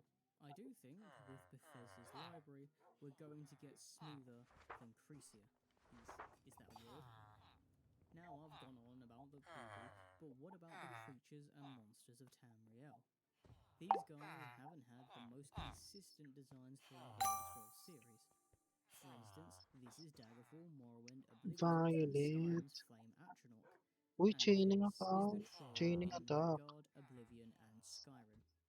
The thing is, we've never had such a long wait between Elder Scrolls titles. Skyrim is the one that was the largest cultural impact. Oblivion was a massive deal as well, with the likes of Patrick Stewart and Sean Bean involved, but Skyrim has had a ridiculous impact on gaming.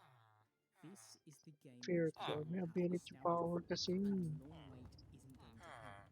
It's Heart been frog 15 chance. years since the game came out, so it's been 15 years of Mount this being the Phil Elder tayo Scrolls ng everyone random. knows. So Heart creatures frog from chance. Skyrim that Wow. will appear in Ano ba tong ES6 heart frog probably chance? have Skyrim-esque designs, although tweaked to fit the new properties, and of course making use of superior graphical fidelity. Heart frog You see chance. this AR blades, which Frog that's chance.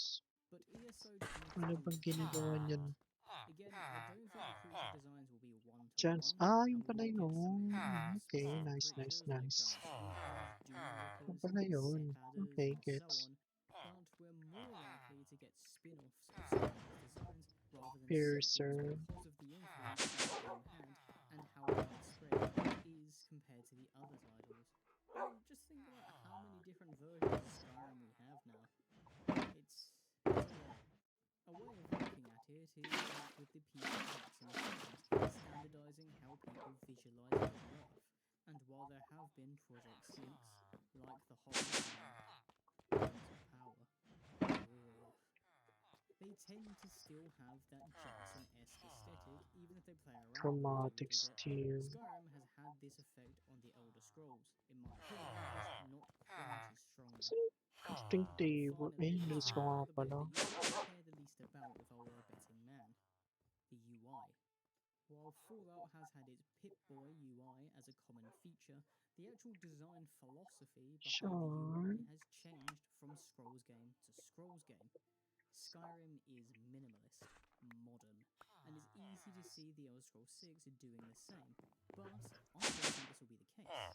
With Todd's proclamation of going back to what they know best, a bit of a back to basics mentality if you will, I think we might see Tara, a return to mag-vault na more nga tayo. expressive UI, especially Tayo na! because it's something people were so keen Para on when mag-vault. they saw Oblivion remastered. The kind of boring UI was a Tayo criticism na of Starfield, mag-vault. and it could lead Bethesda to do something different and more Oh my fantastical. Maybe we could see something storybook-esque, Ano like to? Oblivion, or perhaps an idea that What blends the modern is minimalism of this? Skyrim with Oblivion's fantasy one. An example could perhaps be Oathbane UI, What which is is a UI this? mod for Skyrim. We could even see a Oblivion map with a What the design, and this could work with the journal entries we see with the quest log. This is all speculative, but Todd Howard has said in the past that Ano UI is where yun? he tends to start, Ano which was also yun? the case with Starfield. Here's a little Fuck. clip of the man himself talking about it. I have a notebook, but The I fuck? Ano yun? when I go through my notes for like this should work this Ano way. ba yan? Is still probably Ang hina ko pa para sa ganong... I think about worlds, I think about Ano yan? tone, Parang challenge yun. Pero ang ganda ng room na yun, ah. beginning of the game.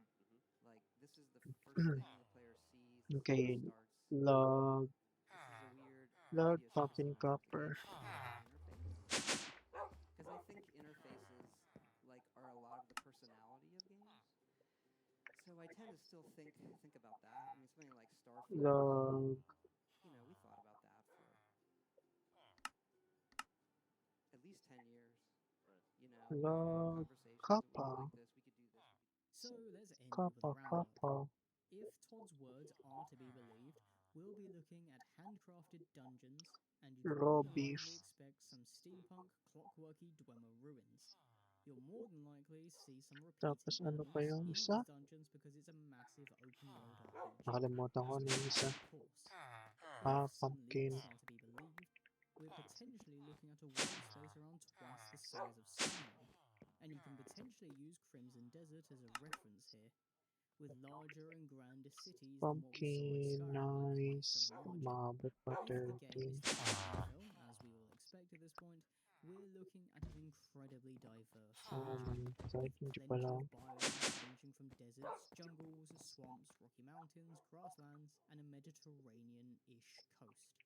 With this North African and Middle Eastern inspiration, expect the Red Guards to build Arabic-style cities, maybe a little Moorish closer to the northern coast, and potentially ancient Egyptian in the deserts, if we look at Yokudan artwork seen here.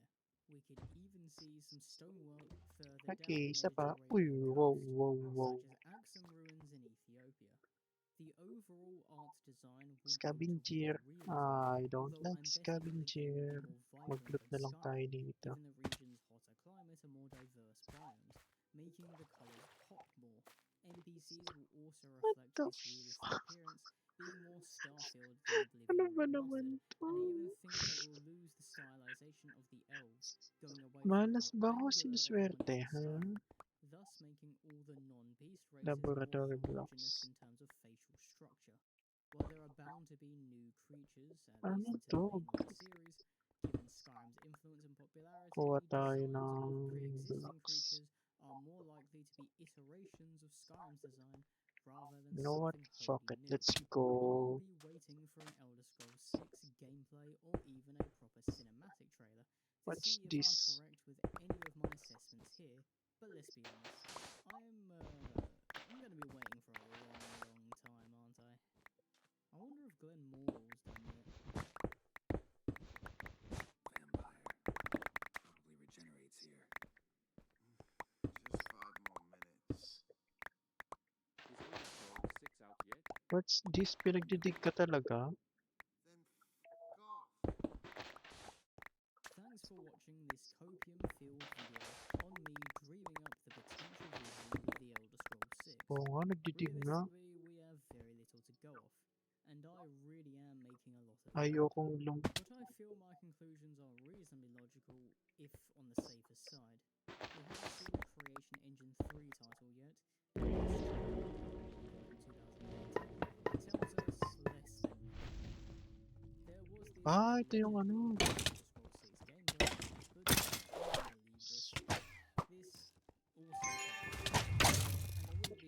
Whoa, what the hell? What the hell?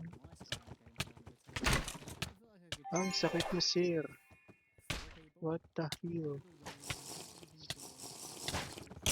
Ayoko sa inyo. Ang malas ko na.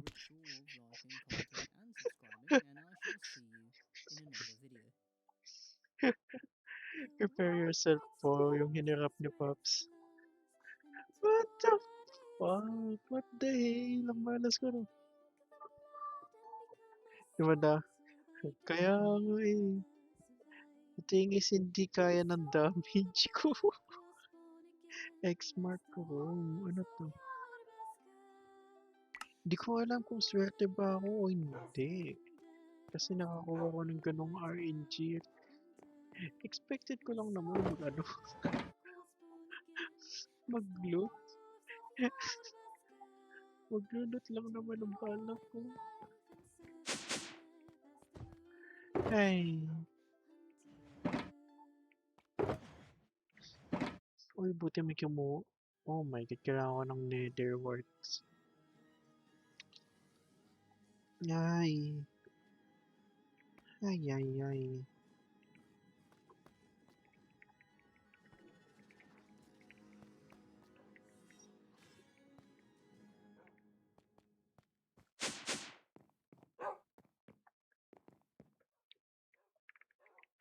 You may hear the name Sithis and immediately think of death. That he is death, the Elder Scrolls' Reaper, the scion of the End, because of his ties to the Dark Brotherhood.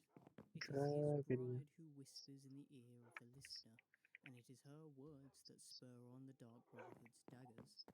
It is the wish of Sithis that souls be sent to him, be devoured by the void, and the Dark Brotherhood act as harbingers.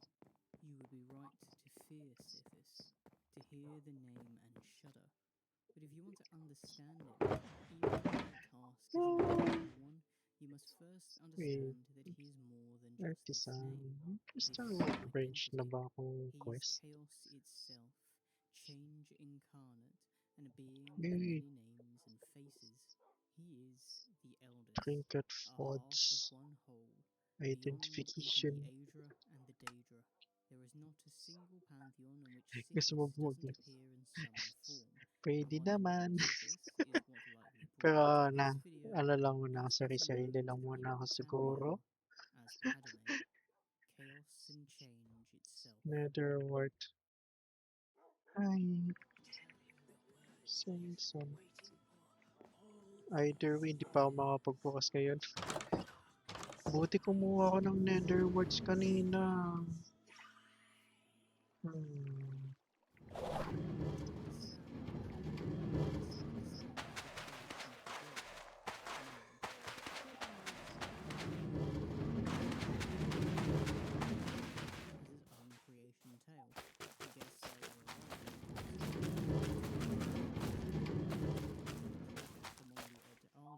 The original spirits who have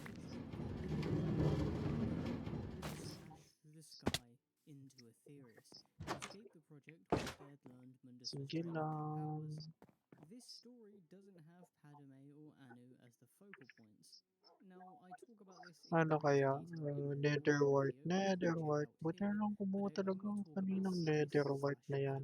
lightly in that video because again it's all about the Force. relationship between Lorcan So, habang wala pa akong ginagawa, He doesn't have much of a tayo presence ay in that version of the mag creation story, but another version, called the Anuad, gives us a much better idea of who Sithis, or rather Padme, is Spore or Blossom was, di ka at kasama. least one version of him. The Anuad is the Aelid Mga plunderers lang tayo, wala nga lang XP dun. Heartland elves and ended up Ay, becoming wait, Pelennor I think Whitestrade's meron akong... and the tail is the most primordial of the lot. Although do take it with a pinch of salt, because the Aelid Do okay lang naman kung walang XP.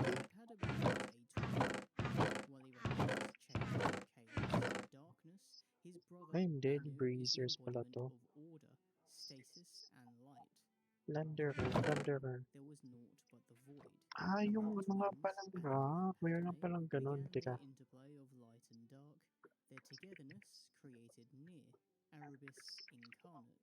Arabis represents Blaze. the idea of possibility. Pero itong Thus, from Blaze the Bolt void, rock. from nothing, came everything, or at least the Ay, potential may of meron everything. pala akong nakaano. Anu and Padme were pretty chuffed with Nier, believing her to be beautiful. Oh, and Nier is female in this. Now, the Sige. twins were so chuffed that Thank they you, Raj. fell in love with Daw her. mag-open. But Nier wasn't into polyamory. Habang It na only reciprocated ano ako. Anu's love, much to Padme's dismay. In the words of a certain fire prince ever looking for honor, that's rough, buddy. Now, with only 3 beings in existence and not wanting to be the one cuck, Padme left into the void. Bitter. Still, Padme hadn't actually told anyone about his feelings, so as far as Anu and Nier were concerned, he just up and left without any notice. When he finally gathered the courage to tell Nier how he felt, Padme returned, only to find his crush pregnant with his brother's child. Oof. It got worse when Nier told him that she did not reciprocate his love, so he flew into a rage and became the first to commit a domestic abuse crime, backhanding her like Batman. Anu came to Nier's defense, and the pair fought like Dante and Virgil, causing Padme to be banished out of time.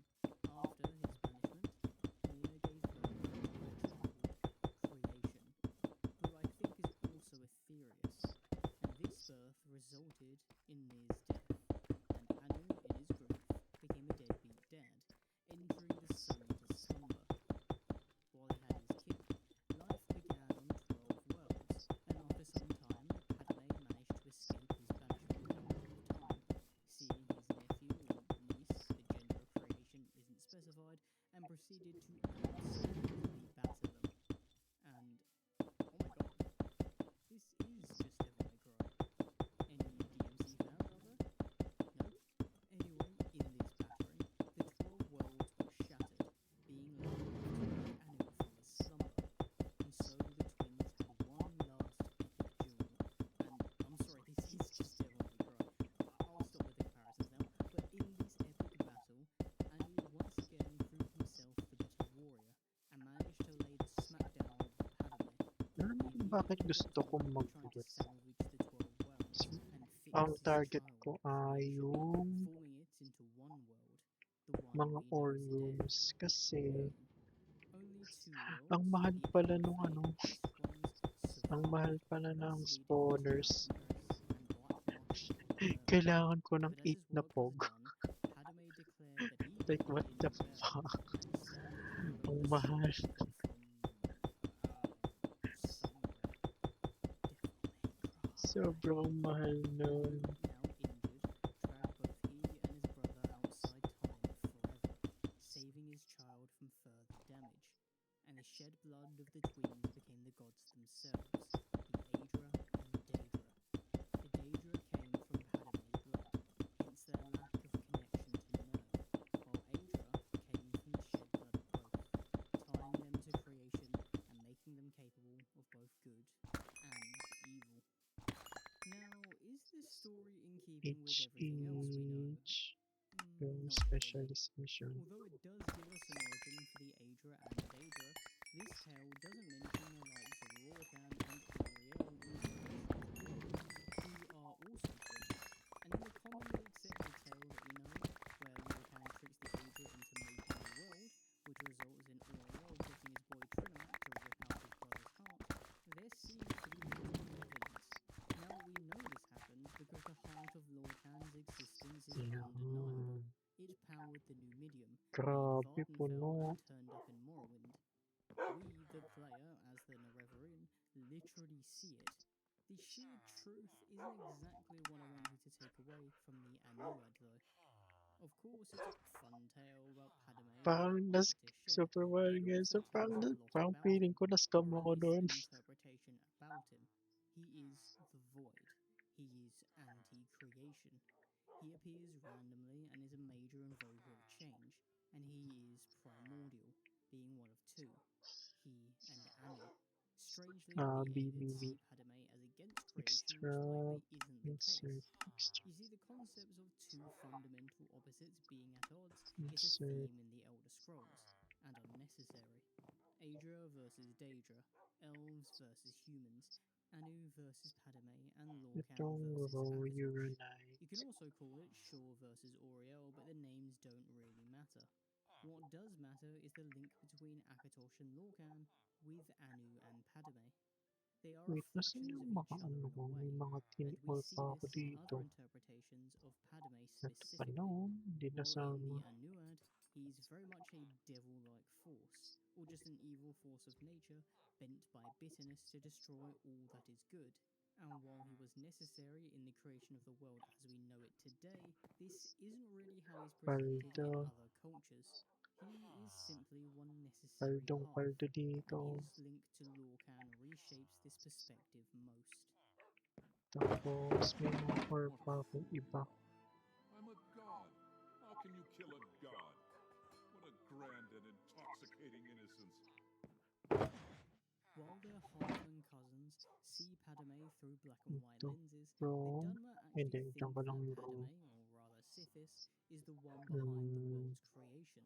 Again, the Madami changing pa of ako names for din. Sithis is quite common, but I'm going to cover the Sithis Ito, ang we know dami from kong the Dark mga Brotherhood later, and tiningot we'll use that name then. mechanism. For Actually, now, bigay ko we'll sa'yo stick ito. with Sama ako Padme, dun sa ano. and Vivek is the guy spinning tales about him. You Hindi see, kasi siya according to the Ukrainian pwedeng... flag over here, there was nothing before Hindi siya Padme. pwede. This nothing was Kasi stasis nakaloko. personified, the Dunmer interpretation of Anu, as whenever there is Mechanism. Diba stasis, nothing happens. naka-unlock siya Padme ang comes mechanism. storming into the picture, introducing chaos and Sino ba sundering this on? nothing, introducing the idea of possibility and potential, or Arubis. Tips In response, meter. Anuel, effectively the soul of Sulfur. Anu, or just Anu with extra steps, emerged with the Kunin na Aedra, natin ito. enslaving Alam everything ko. in Aetherius in the hopes of maintaining order and stasis. Padme wouldn't take this lying down, Kunin ko na nga so he ito. sent his son, Lorcan, to cause a bit of chaos, destroy the Tips universe, platelet and free or those enslaved. rotting. This chaos came in the Quartz. form of a pitch, a project to make the Zinc world, ore. a Saka world tips which would be zinc. nothing but pure possibility Punong-puno. and have the chaos of Punong-puno. life. This world would require the power of the Aedra, very technically destroying the universe as it was at the time, which I think Padme was aiming for in the first place. And thus, we get the creation Asurine. story we're more familiar Or with, but with some cut added asurine. context. Lorcan A comes decorative from na Padme, nga to. while Oriel, as with the other Aedra, come from Wala Anu, lang kung and yet ore. both are as necessary as each other. Kailangan ko pa kasi ng But limang you might pog. now be sitting there with raised brows, and I get it. Vivek is a nutcase, so take what Ay, he says with a Paps, pinch kung of sakaling salt. nanonood But ka he's man, not meron the akong only one talking apat about na the mystery connection egg. between If want Padme mo. and our boy Lorcan. The Khajiit make the connection too, and have some weird proof with it. Paramdam ka lang kung For kailangan mo. context, the Khajiit creation story doesn't have Anu and Padme as Ay, nice. siblings, Nandiyan ka na pala. but rather Okay, mates, mamaya ko na Lorcan, gagawin to. Anur, and Fadume. And we'll use these Nandiyan na names pala for a si bit, Sir because I don't Robs. really want to have to think about celestial incest. Now, Anur and Fadume are not just different names, they're cat versions of the primordial beings, meaning that they have fluffy ears, fluffy tails, and a constantly unimpressed disposition. God, Khajiit lore is so weird. They just make everyone cats. Shegor is right there. This is what he actually looks like to the Khajiit. Voltstone. But let's get back on topic. So anyway, Anur and Fadume have some litters, because they're cats, with Lagay the first natin litter dyan. being the Tapos Aedra may and the auto-feed second ako. being the Daedra. While Anur Tapos, was initially happy with his kids, kuha Fadume tayo ng said, Volt na let's isang have stock. one more batch of kittens, but Anur wasn't too happy about this. So in this version, Anur attacks Fadume during the birth of Nurni, essentially the Wait, spirit of the punta na ba ako sa iyo? Azura, which is a weird one because she's a Daedra, Oh, wow. and the moons, Whoa, Massa whoa, and whoa, whoa, Secunda, whoa. although the Khajiit know them as Jode and Joan. Oh, I should also Whoa. point out that Fadume Frozen is the vibe mother siya here, ka-spawn. so imagine getting attacked while you're giving birth. That's rough. Reasonably, Fadume retreats, finding sanctuary. Alas.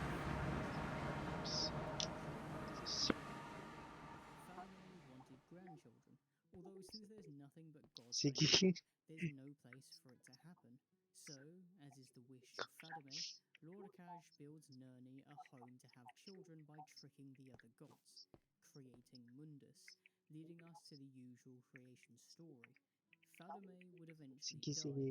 and would secretly tell Azura on her deathbed to create the Khajiit, showing that the Khajiit are clearly Alam mo na ba? pro-chaos rather than Nandito na ako. pro-status and order, with Azura being Fadume's favourite daughter, Nandito as na ako was actually. one of the Khajiit's favourite gods. I guess as cats being pro-chaos does make a lot of sense. F1. Ooh. Now Lorcash, the Moon Prince, is the Yan. favourite son, and we So, see pasok this na a lang ba lot ako ng in his vault na to? connection with the Void, with Void beasts like this guy being the Fang of Lordcash, and some Khajiit even see Lordcash's corpse as the secret third moon, or the Dark Moon. Okay. When the Dark Moon is out, the Khajiit are vulnerable to the Void. Yan. This is to say that the Khajiit believe Lorcan and Padme to Saka na have ba? a distinct and very Okay. special connection, being just beyond mother and son. It's more like mother and 22 favourite hearts son, lang palang and that total kind ko. of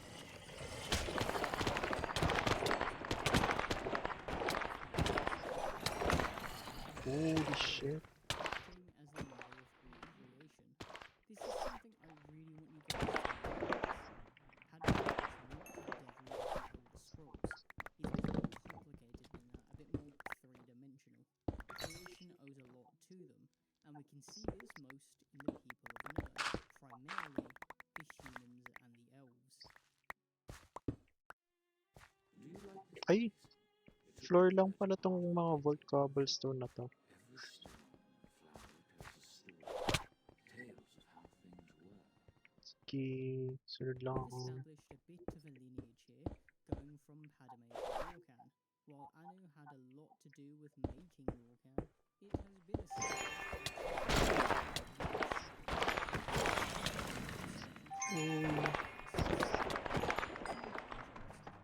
We survivable. child of Anu, with Auriel and Lorcan being linked. Twins. I have a full video on Akatar, and that version of the Oh, god sarap. kinda be a different being than Auriel, which is also explained in this video. But for the sake of this one, we're going to work with Auriel here, since this is the older version, and it will make sense later. Now, Off, the reason off, why I off, bring off, up the off, lineage off, off, of off, off. Lorcan Parang mali ata tong... is that this is where the divide between humanity and elves in the Elder Scrolls comes from, or at least the traditional divide. It is so old that it is literally primordial. The pair are kind of hardwired to hate each other. Sure, the Bolton elves generate Ephraim, the Treedom, and the Dunmer are busy with Ito, their dito Gate of yung... Storm, but we saw this connection to Auriel with the Snow Elves, and see it now with the Outmer. Coins, They ayun are natin yung very coins. much followers of Auriel. The Or Sun ano nga, Elves ay sige. followed their king and led them Gold to bottom. humanity knew as Shor at the time. Shor led humans, predominantly the Outmorans, with his wife Kai, being their creator and Oof. Grenade!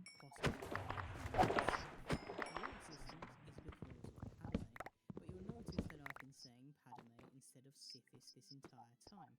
This is partially because I want to get that image of the Dark Brotherhood, evil demon, shadow, murder void thing out of your head, but it's also because the name Padme seems to be linked more to Anu than the name Sithis. It is important to realize Oh, B.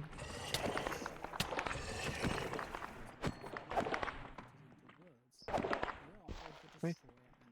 Ba't kasi naka-fear cloud eh? Natakbo sila. But let's be honest here. If I were a betting man, I'd be willing to put a few pennies down on the chance that you're here because Dark Brotherhood Sithis is the one you want to know more about. But this Ano? connection isn't exactly Sa the ma- easiest to next 8 describe levels ko either. ba yung movement ang susunod ko? Wow! Chichis na lang kita. As we all know, Brotherhood is this professional and yet quite heavy assassination Sakit mo, organization, sir. and the the way that this guild is Good. represented in Skyrim shows that the cult-like elements are vital to the identity and success of the Brotherhood. Astra took the guild away from this, making herself a more traditional leader while leaving behind the tenets of Sithis. And because of her actions, Riba, Diamond Caves. the guild goes to the last Dragonborn to restore its religious elements back to the forefront, and under Jon Skyrim's leadership, the Dark Brotherhood is once again allowed Go, to go. flourish. Go, You go. might then think that these cult elements and the reverence of Sithis as the Dreadfather is something that the Dark Brotherhood started with. But this may not be the case. The Dark Brotherhood is actually an offshoot of the Morag Tong, although not officially endorsed, as the two organizations are bitter rivals. Now, you might know the Morag Tong as the Alexandrite. political Bakit yung assassination ata yung specialists heart? from Morrowind, who are known to worship Mathala as their patron goddess. Well, that's according to one story anyway, while others say the Dark Brotherhood was actually an offshoot of the Thieves Guild, who worship Nocturne. By the way, Sithis isn't the guy put right at the top here. Now, some theorize that when the Morag Tong were forced into putting Vivec and the Tribunal above Mathala to scare Tamriel, the more religiously zealous among the Morag Tong left to form the Dark Brotherhood, although they would eventually transition to Sithis worship as time went on. Another story states that Sithis spoke to a former employee of the Morag Tong to start a new guild so that his hunger for more souls in the void could be satiated. Either way, the crux of it all has Sithis as the hungry nothing, the representation of the void that seeks to consume, being what is beyond oblivion and ethereous. He is dread itself, and has a lot less to do with creation, seemingly being more in line with what we saw in the Carbon. Anuad. He is Ang also mga one of a building pair, blocks tapon and while natin Anu ito. is usually the other half, Yellow the crystal Dreadfather asphalt. has a Night Mother, a bride to whom his will is spoken. But who is the Whoa. Night Mother? The Night Mother is a confusing figure. Some state that she is mortal, others say that she is divine, but much like the Dark Brotherhood's connection to the Morag Tong, it all begins with the Dunmer. Some say that Mathala, the Daedric prince of murder, lies, deception, and weird spider stuff, is the Night Mother, and since she is one of the three good Daedra and Dunmer religion, there's the link with the Dark Elves. It's stated that Gano'ng when the hirap to? Morag Tong murdered one ruler too many, they were Challenging. banished Easy from Tamriel, dungeon. but Vivec let them stay if they worshipped him instead of Mathala. Butthurt, More Mathala, souls to now turn. bride of Sithis, led a new organization, Basta her ethereal. Dark Brotherhood, as the Night Mother, which checks out with what we know in Daggerfall, as the guild openly worshipped Mathala then. This would make the Night Mothers we meet either mortal incarnations, technically doing a bit of mantling, proxies with the same name, or Mathala's vessels, although I think this is more so a side effect of Bethesda changing the Dark Brotherhood over time. By Skyrim, it does feel like the Dark Brotherhood is only meant to be about Sithis, and they are meant to only have one god, thus leading us to another story about the Night Mother. There was once a respected member of the Morag Tong, a Dunmer woman whose name is lost to history, living in a village that will one day become Bravil in Cyril. Sithis, the void itself, swept away, and it should be noted that Sithis was likely worshipped by the Morag Tong beforehand, although that seems to calm down in modern times. Because of the Morag Tong's recent sorrows, too much unwanted attention, Sithis was displeased with the lack of souls in the void. This Dunmer woman Cheese it. Let's cheese it. and his resometer cropped up with mats. And that was a sentence in itself. Anyway, she then had 5 children, all at the same time, I think, so that would make them quintuplets. But after 2 years, she would murder all the children, sending them to their father in the void. Hence, we have 5 skulls on the Dark Brotherhood's Akit ka. Sundays door. Akit ka, akit ka, The akit ka, people akit ka. of would-be Bravil, so disturbed by this act, that Akit they ka. put her in a apparently reducing her to ash. But 30 May years hidden later, room ata Sithis dito. heard the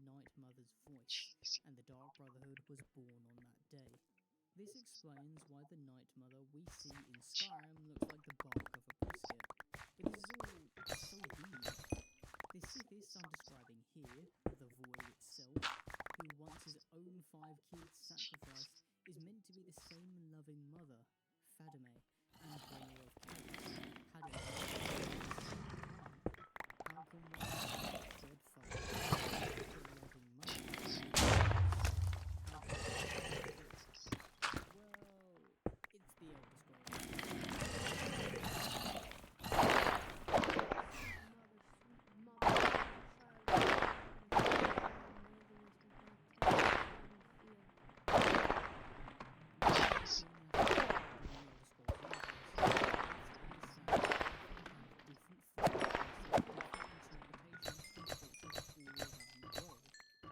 Cheesy. Interpretations come contradictions.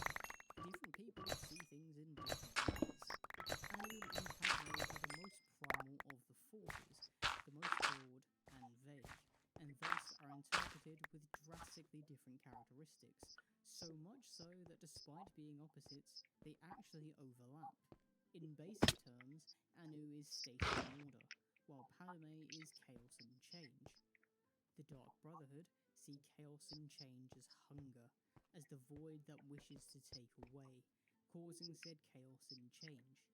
The void itself is seen as a cold place, and Lucien Lachance is known to have come from there when summoned after death in Skyrim, saying that it is a place with no pain, although he can feel disturbances as Sithis' will. This is where overlap with Anu confuses things, because the Dunmer see the personification of stasis and order as nothing. Nothing represents stasis more than, well, nothing. A void, which is confusing because the void is Sithis' whole deal. Sithis is also distinctly male, the Dreadfather, and he's not a very good father.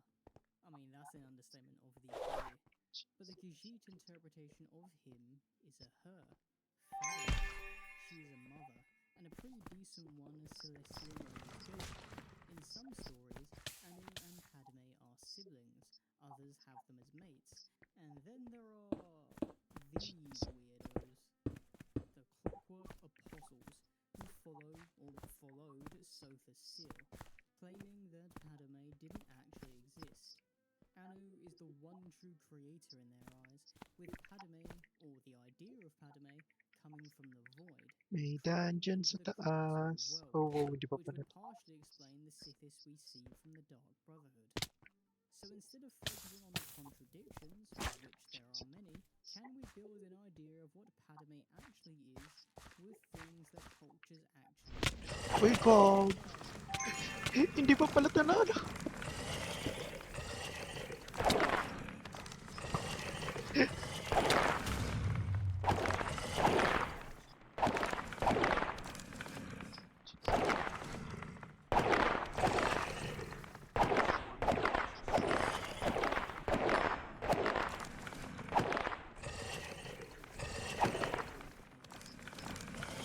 They are responsible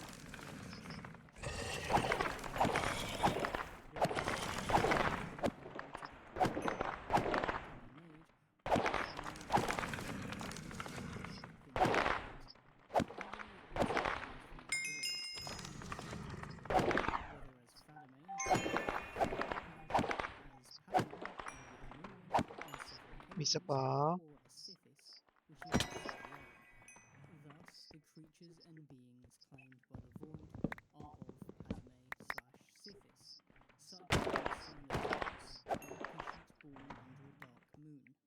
Something else that is common in interpretations of Padme is hunger. We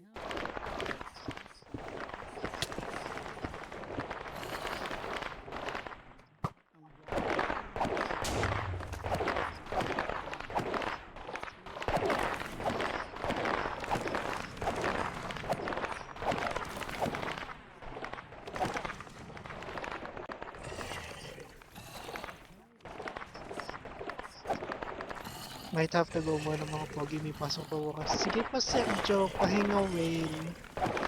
Race to wheel.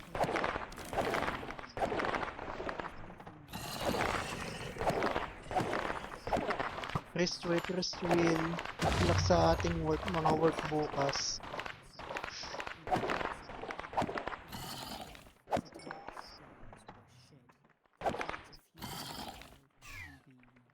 Ito nga kayo. Making the world safer, allowing you to free. In short, hunger, a home in the void, having some relationship with the form of animal, and having a hand in creating the world as we know it are all reasonably consistent pattern between different Meron na naman. justification of changing chaos before. But this tells us very little, let's be honest. And thus there is something we have to address. I'm not entirely convinced Padme is not understood. Anu and Padme are more than just gods. They are beyond Daedra and Daedra. They are right at the top of the godly food chain, and while the usual gods we see personify more specific concepts, like being absolutely mental, these two present primordial concepts. In some ways, Anu and Padme represent everything and nothing. They are sometimes Holy shit. light and dark. Trying to understand Dami niya such naman. primordial concepts is not an easy task. It makes my head spin like I'm Lovecraft trying to understand the electromagnetic spectrum. See,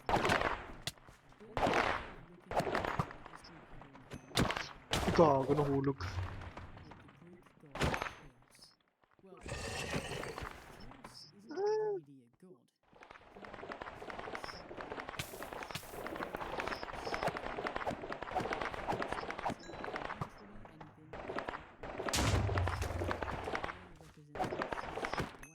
As personification of chaos, or rather half of this. For when he and Anu came together, whether as twin brothers, mates, or even snake in stomach, everything can come from nothing. It's simply an idea beyond this. I would say it's like ants trying to understand humanity, but that feels like the difference between mortals and Aedra and Daedra. I've not really got a comparison for trying to understand Padme, Sithis, or whatever you want to call them. That's what makes the concept of this deity so terrifying in an existential way. And you should fear them, for the victims of the dark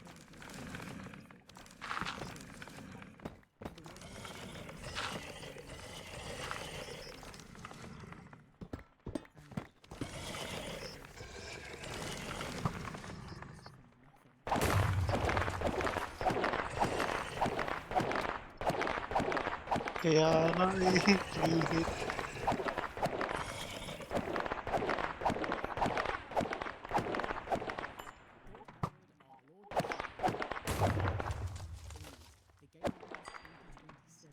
Sana lang ba to?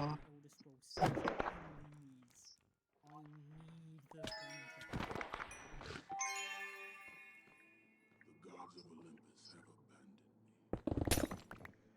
Wow, poison. Thank you for sitting or standing through a bit of a weird one and making time between World Cup matches. Sithis, Padme, Fadame, whatever name you want to use, is one of the most confusing entities around, mainly because you still feel their presence through the Dark Brotherhood as a sort of Evel Knievel void being, but that ends up watering them down in the eyes of many who aren't as well versed in the lore. Padme is a primordial being Uy, doon pala yung daan nun. itself. And while I've explained a lot here, actually understanding is another task. Still, I hope you've enjoyed this Saan nga ulit yung... Ito pala. and if you did, consider doing the YouTube ritual of liking, commenting, and subscribing. I'm pretty sure it beats doing the Black Sacrament. That seems like so much work. Anyway, hopefully I'll see you in another video.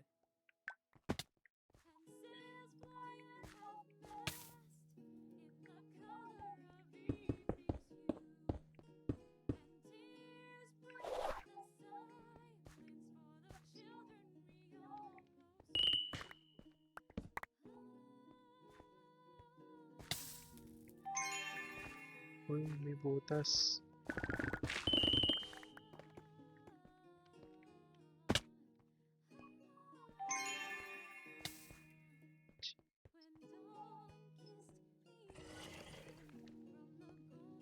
Meron pa dito? Ah, dito sa...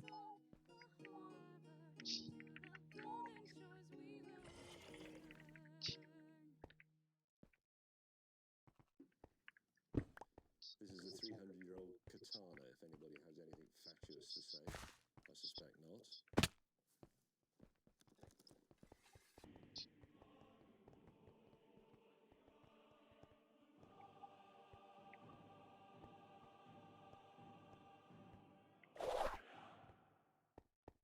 Now, if you've watched my Parthenax video, you would know that I'm not the kindest to the Skyrim version of the Blades.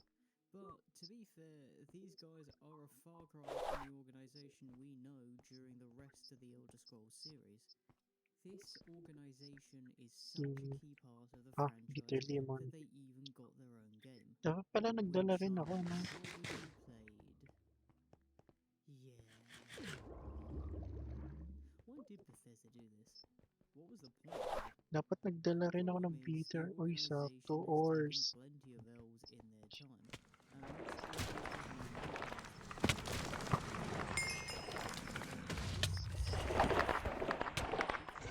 Oh no, baka mali ang... So let's have a look at their history, the greatest hits and lowest lows of the Blades, where the organisation Wala came from, masyado. and their unfortunate inability to protect the Dragonborn Emperor when they really need to. Yeah, it's not just Uriel or Martin. Yes, Boris told you right. I am the Grand Master of the Blades. We serve the Emperor and the Septim bloodline. Tell me. Whoa.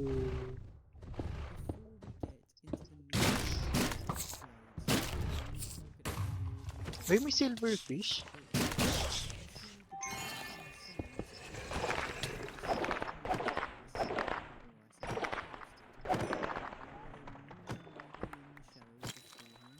Talos' declaration as the new Dragonborn is what got them to spring into action. But the Blades are like the more famous and probably not as good sequel. Let me know if you've got a good analogy for that, but the real question is, what are the Blades the sequel to? Well, that would be the Dragon Guard, the group that, ironically, did more dragon slaying than dragon guarding. But how did these guys even come about? And why do they have such a strong Asian, wala na dito. Japanese influence in their clothing? Those are literally katanas.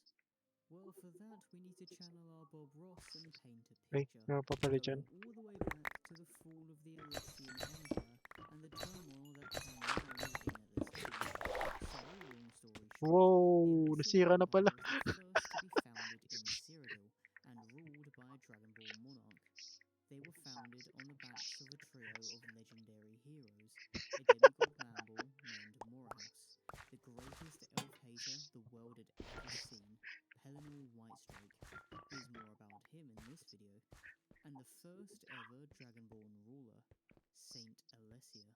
She became a Dragonborn through a covenant with Akatosh, tying her bloodline to the dragon gods, meaning that as long as someone of her lineage wore a special artifact from Akatosh, the Amulet of Kings, the dragon would stay lit, keeping those filthy Daedra in oblivion and Hello, out of love. Tamriel, where they belong.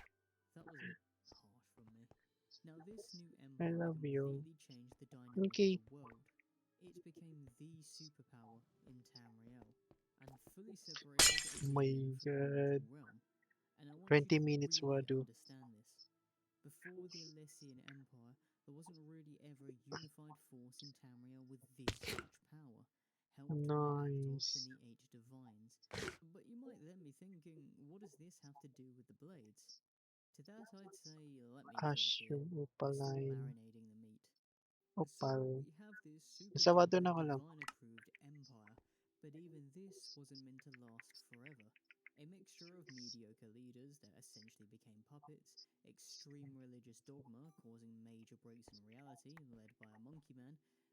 There's an Akatosh video here that explains that, and it's as mad as it sounds. And a plague that made Pwede na Drovers to, look like sir. a fever, the Alessian dynasty, and thus the empire, fell. The Amulet of Kings was lost, lost, and a continent that was once strengthened by this empire beyond anything Tamriel had Ang ever mahalaga seen, sa akin was ng in a state ore. of turmoil.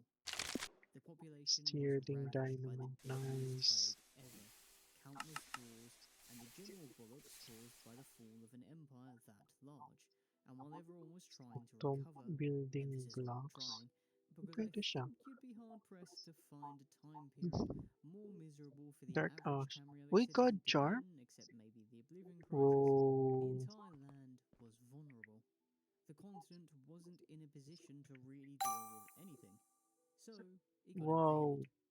Strange ships with beasts no one had ever seen before manning them were sighted scouting the Iliac Bay Oh. as early as year 800 in the First Era.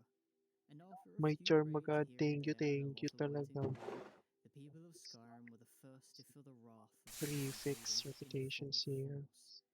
It was revealed Okay, that they were from Wendar. Akavir, essentially the Elder Scrolls version of Asia, and these invading warriors were known as the Seishi. While we're not entirely sure how Nice. true this is, the Seishi were apparently snake folk with golden scales and were immortal. Now I'm going to assume that some of this is true, at least the snake-looking part, purely on the basis that I think it's cool, and boy oh boy could these snake dudes fight.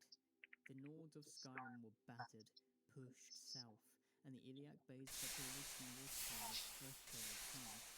It is said that if Daggerfall hadn't been fortified and hardened through all the wars in the first 1,000 years of its history, My against Serobs. 20 invaders, the Akaviri would rule the Iliac Bay to this day. Even Morrowind was getting licks, and without especially after the fall of another empire and the plague that ruined the population. That was until a hero entered the picture, Remen Cyrodiil. Then it came again, this time more distinct, close, brilliant, the color of hearth and dawn. Remen Cyrodiil is the single most important person in the Blade's history. They carved his face onto the door of Skyhaven Temple, and it all begins with him crashing into the picture to turn the tide. His origins are bizarre, with the most common story being that he was born in Sancre Tor to King Tor and the spirit of Saint Alessia, which, how's that work then? Now King Tor bit the bullet in the effort, and Remen was found by a shepherd who just so happened to have the Wala mo na Ring lang. of Kings. She slapped the thing in his forehead and took the baby right to the throne room of the White Gold Tower, where he apparently was completely uncontested. Now that's probably bollocks, but what you need to know is that Remen was born to be special and somehow had Alessia's blood, thus making him Dragonborn. Exactly what was needed to get things back on track. So when he randomly appeared partway through the invasion, now as a Colovian warlord, he was able to rally the Colovians, Nibbenese, and Nords to start pushing the Akaviri back. Aided by an alliance with the Dunmer of Morrowind and the stubborn defense of Daggerfall in High Rock, this alliance shoves the invading Akaviri into a final stand during the Battle of the Pale Pass. But rather than ending in the destruction of his enemies, this battle ends with submission, with Remen being Dragonborn and demonstrating his powers, apparently by using his voice, which could either be the Thu'um or a massive version of the voice of the Emperor perk, the Imperial's Gate. The Akaviri abruptly changed their tune. They bent the knee and dedicated themselves to Remen Cyrodiil's side, stating that he was the one they had been looking for this whole time. And because of how Okay, so effective the double Seishi letter. force was, Remen made them his elite guard, known as the Dragon Guard. See, I told you we'd get there eventually. With the Nords, Colovian, Nibbenese, and now these Akaviri at his side, Remen led an army to Love ko begin na his lang ko. conquests, and soon founded a second Nalang ko Cyrodiilic lang. empire, now with an elite guard of scaly Chads. These guys were not only the precursors to the Blades, but they Nasira also ang sort aking of shared their pickaxe. inability to keep emperors alive. Watch. Well, I Fix. say share, but they Mulch. were way worse than the Blades at keeping Buti emperors nahulaan alive. ko to. Way worse. But hey, At least they slew dragons.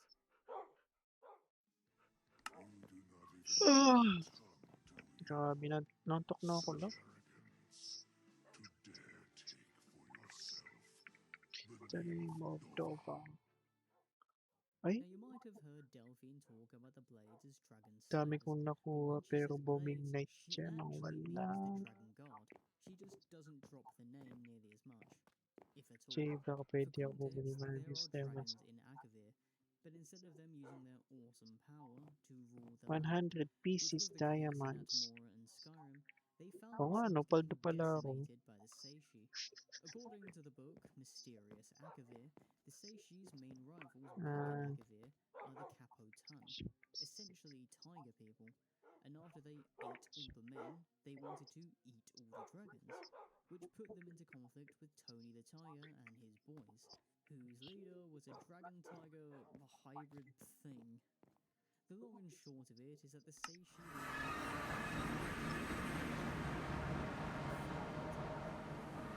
soul-eating trait the Dragonborn are known for. It wasn't 100 long before they diamonds. started battering the dragons of Tamriel. While there weren't too many after the Dragon Wars in Alduin's first defeat, at least comparatively, there were enough for the Dragon Guard to begin a crusade. Magnet. In Eh, wala 200 pala akong years, dalang the ano. Dragon Guard drove dragons to near Shulker. extinction, and the Atlas of Dragons gives us some insight into the victims of the crusade, Ayan, which Natus. include Epote kasama yung Tamriel sword. dragons, Ra Krinjok, Natapon ko yung sword. Ra Jordan, along with 12 named dragons, numbering Ang 14 aking in sword. total. This Oy, di Atlas kasama yung also sword. named 4 living dragons who managed to escape them, including Yung sword Narfala, ko. a name I want you to remember for later, and Parthenax. The Dragon God knew our boy Party Snacks was chilling at the throat of the world, but could make no move Yan, against him because of the thanks. Greybeards. Yet the idea was Ah, to nabigyan wait nga until din they pala could ako. exact justice on him, a grudge Delphine bears their king, and unfortunately for them, the wait outlasted the Dragon Guard Light themselves. of these Now, as years. effective as the Dragon Guard were at fighting dragons, Yeah. they weren't really as effective at actually keeping their bosses alive, as we've Ang dami alluded ko to palang last time. diamonds. 500 paldong-paldo ako. AI viewers. And before all of this, they were giving the entire continent a Sige, marching sige. orders. The problem is, while Palitan they ko were an kaya effective yung army, saddle they bag. weren't all that effective as Oh bodyguards. my god. While Morrowind was Like the initially part of braziers. Elrond's alliance, the relationship between his dynasty This and the silver Dunmer broke knowledge down, and and this sensation became worth the from Achilles 11. heel of the dynasty. While it's up for debate, some sources state that the Morag Tong, Kill Morrowind's entity. assassination guild, Scavenger emulated hunt. Cyrodiil Yung I. scavenger hunt. They also came Like back to the assassinate braziers. Eored, the last of the Cyrodiil bloodline. And when Basta may Seishi repair took ko. over potentate Fuzuki Shade, he too was assassinated by the Morag Tong. Don't you worry though. His son, potentate Severian Shirak, bucked the trend by being assassinated by a Vanguard. Man, he's not in his get proper security. Rimmon II was slain in a war against the Dunmer, known as the Leggings Fourth of Gore common. War. So Fuck that terrible diamond. relationship with Morrowind really cost the dynasty. Now to cut Repair the Dragon phone. Guard some slack, they were officially Oh, disbanded after viable Rimmon pa yan. III's death. So Saka those to. two potentates' assassinations aren't on them. Still, the Dragon Guard saw 3 rulers slain under their Netherite. watch, 2 to assassins and 1 in battle, Chromatic. which doesn't sound too bad until you realize the second empire Braziers. has 7 rulers, 5 of which were emperors that the Dragon Guard served. 2 out of 5 fell to assassins, with a 40% assassination rate. For context, there have been 45 US presidents, and 4 have been assassinated, around a 9% assassination rate. Oh, Still, these focus. guys were Akin na never tong really focus. bodyguards, beginning life as invaders and conquerors. So again, we can cut them at least a little slack. And when they finally emerged with a new rebranding, they did so with bodyguarding as the #1 priority. But that comes with another question. How did we go from the Dragon Guard to the Blades? You wonder to find me here? Discretion is our Wiki piece. Only a pure Tabi may honor natin yun. himself publicly in the Imperial Guard. Raw carbon.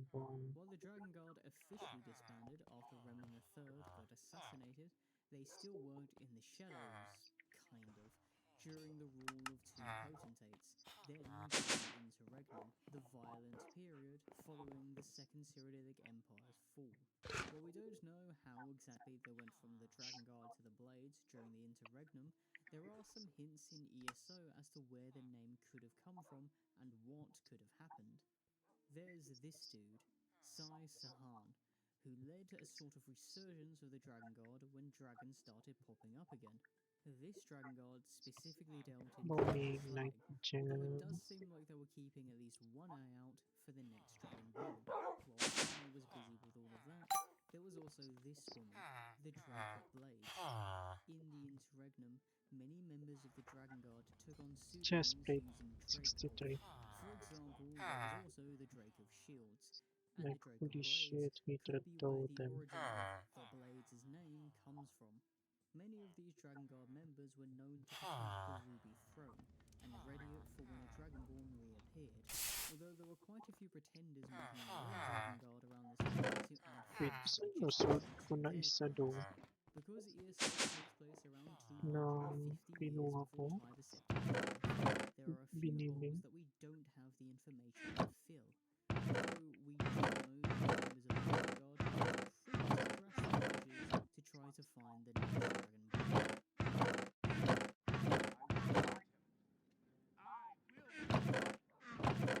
The heck? Saan yun? Sword, sword, sword. Jewel pouch.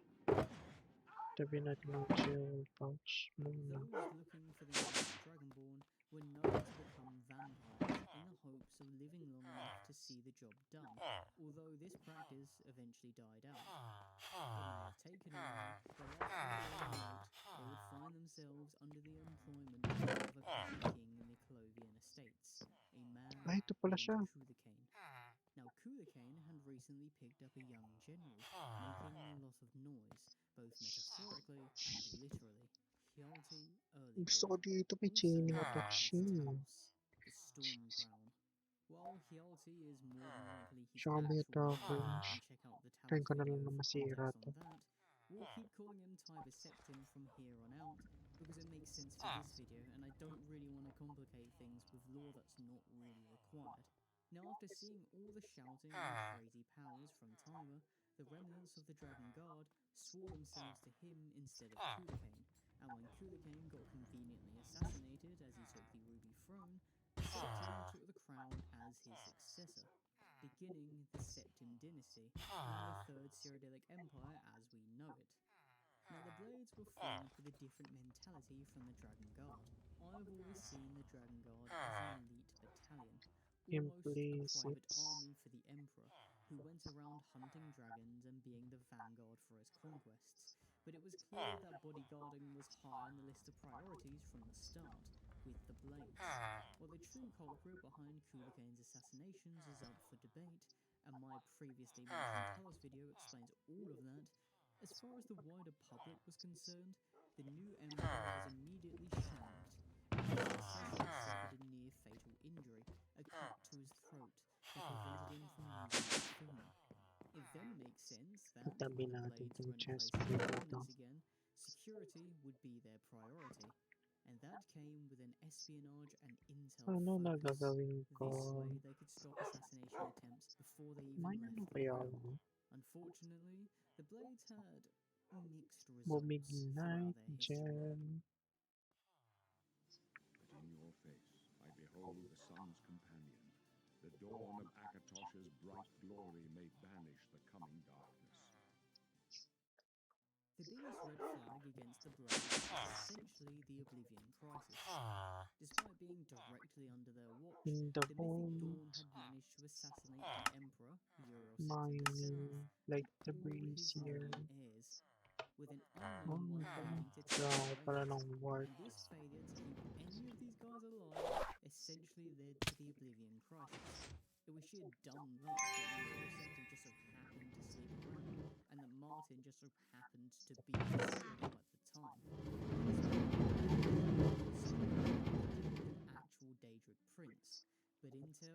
espionage and bodyguard. They got outdone all three fronts here. It's pretty rough. Marin's Dagon showed up. What do you think? Their assassination ratio is far better than the Dragon Guards, with Pelagius I, Tiber Septim's grandson, Uriel VII, and potentate Okato, get the knife treatment. We're not counting Kulagain for this, because they probably didn't care much about it, and considering how many rulers there were during the Septim dynasty, only 3 getting assassinated is pretty good. Okay, pause, this is me during the edit, just Oh to my correct my script writing self here. soul Morahalsa song. Septim was also assassinated, who I somehow missed in the initial research, and Kataraya was potentially assassinated. That was either a search or an assassination really well hidden.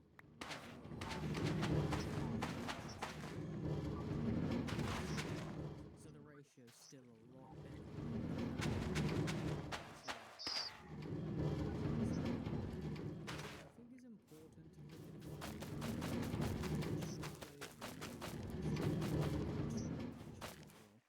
and they were once this Chad, Uriel Septim III, and his entire claim to fame is that he was the greatest warrior in the dynasty since Tiber Septim himself. This is spent his military career cheating with godly hacks. He might have had the spirit of a great Nord hero and Dragonborn, causing storms against his foes. And of course, the new medium, aka the Godly Gundam. The problem is, there was nothing on Tamriel to conquer, because all of it had already been conquered. Womignite So, Gel. Uriel V looked to foreign shores. At this point, Tamriel had seen a few Akaviri invasions, and Uriel here thought, hey, why don't we invade them back? And so he did. And it went terribly. Hindi The na. Blades, thanks to their Hanap na intergalactic lang skills, tayo pag were nag-work tasked with finding the best place and time to stage the invasion, but their Level information 46 proved pa inadequate. kailangan ko. Now, when the invasion happened, a Netherworks. mixture of bad weather Wow. and facing a force far Both greater here, than the mate. Tamrielic Level expeditionary force epic. expected, the entire affair ended in disaster. Uriel Sure, V was sige. slain, and the Seishi once again proved their strength. It probably looks worse that the Blades were outdone here by the Seishi, given their lineage, so that's rough. I feel like I'm saying that a lot. Still, I do want you guys to 5% realise that the Blades cooldown. are not the military 29% force mana that the Dragon regen. Guard are. The best comparison Acoustic I can think of obturation. is to compare them to England's Vamos po MI6 ito. and Kingsguard combined into one. Plus Obviously, 10 both armor pa. organizations share their Akaviri influence and revolve around the Ability Dragonborn. power. The Dragonborn is Wala pa central akong to empty both the Dragon fix pa. Guard and the Blades. So, what happened to the Blades when the Dragonborn was taken out of the picture? Well, nothing good. I do want to say that the Blades did have their badasses here and there.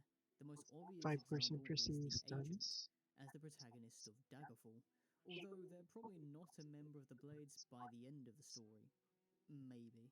There's about a million endings for that game, but it doesn't really matter how many great heroes an organization has when they have no purpose and are left out to dry. Ito kasi parang After maganda siya Okato's sa death and overworld. another interregnum leading to the war for the Ruby Throne, the Blades basically said, we're gonna do our own thing, and stopped being bodyguards. When Titus Mede I took over, the Chad, he established the Penitus Oculatus as his royal guard, and it seems like the Blades remained with their MI6 role, but not their Kingsguard one. They also lost a bit of influence from here on, and when the Oh, Thalmor 3 grew hard in power, noise. there wasn't a lot the Blades could do except lose more outposts 4% and ability members. power. It does Pwede seem na, like the pwede Blades were na. outdone and blindsided by the Thalmor. Now it's assumed that the members of the Blades contributed to the Great War in some capacity, but after its conclusion with the White Gong Concordat and a peace treaty, the Blades were outlawed. And by outlawed, I mean they practically got witch hunted. We see this in the Blade Throne. I think that's a case. I don't really know. I haven't played the game. Have you played the game? Anyone who's played the game. Anyway, this led to many of the old Akaviri temples getting abandoned, and the Blades went into hiding without much hope of a comeback. You see, the amulet of the Blades was shattered, and the bond with Akatosh had ended, meaning it wasn't a guarantee that another Dragonborn would emerge. What would be the point of them? No one saw Alduin's emergence coming. Esbern didn't think there would be another Dragonborn until we're literally standing in front of him, staring him in the face. But speaking of us, what about us? What about the Blades that we create? Well, they don't seem to get away from the failures of their legacy, and yet they spit in that legacy's face. Oh yeah, it's time for the Delphine hate of this video. The World Eater wakes, and the wheel turns upon the last Dragonborn. Before we start spitting hate on Delphine, let's give her her flowers. She is a dangerous and competent agent, that much is very clear, and her ability to dodge the Thalmor should be commended. She's handy in a fight, has great connections in intel, and is great at hiding in plain sight, but she's a terrible leader. All the things that make her a great agent are ruined by an obsession that doesn't really make any sense. She hates the Thalmor, fair enough, join the club, we got plenty of members, but she also despises dragons to a stupid degree, which is weird, because she's nowhere near old enough to have seen them before the events of Skyrim. I made the distinction before that the Blades are bodyguards, and the Dragon Guard are elite warriors and dragon slayers.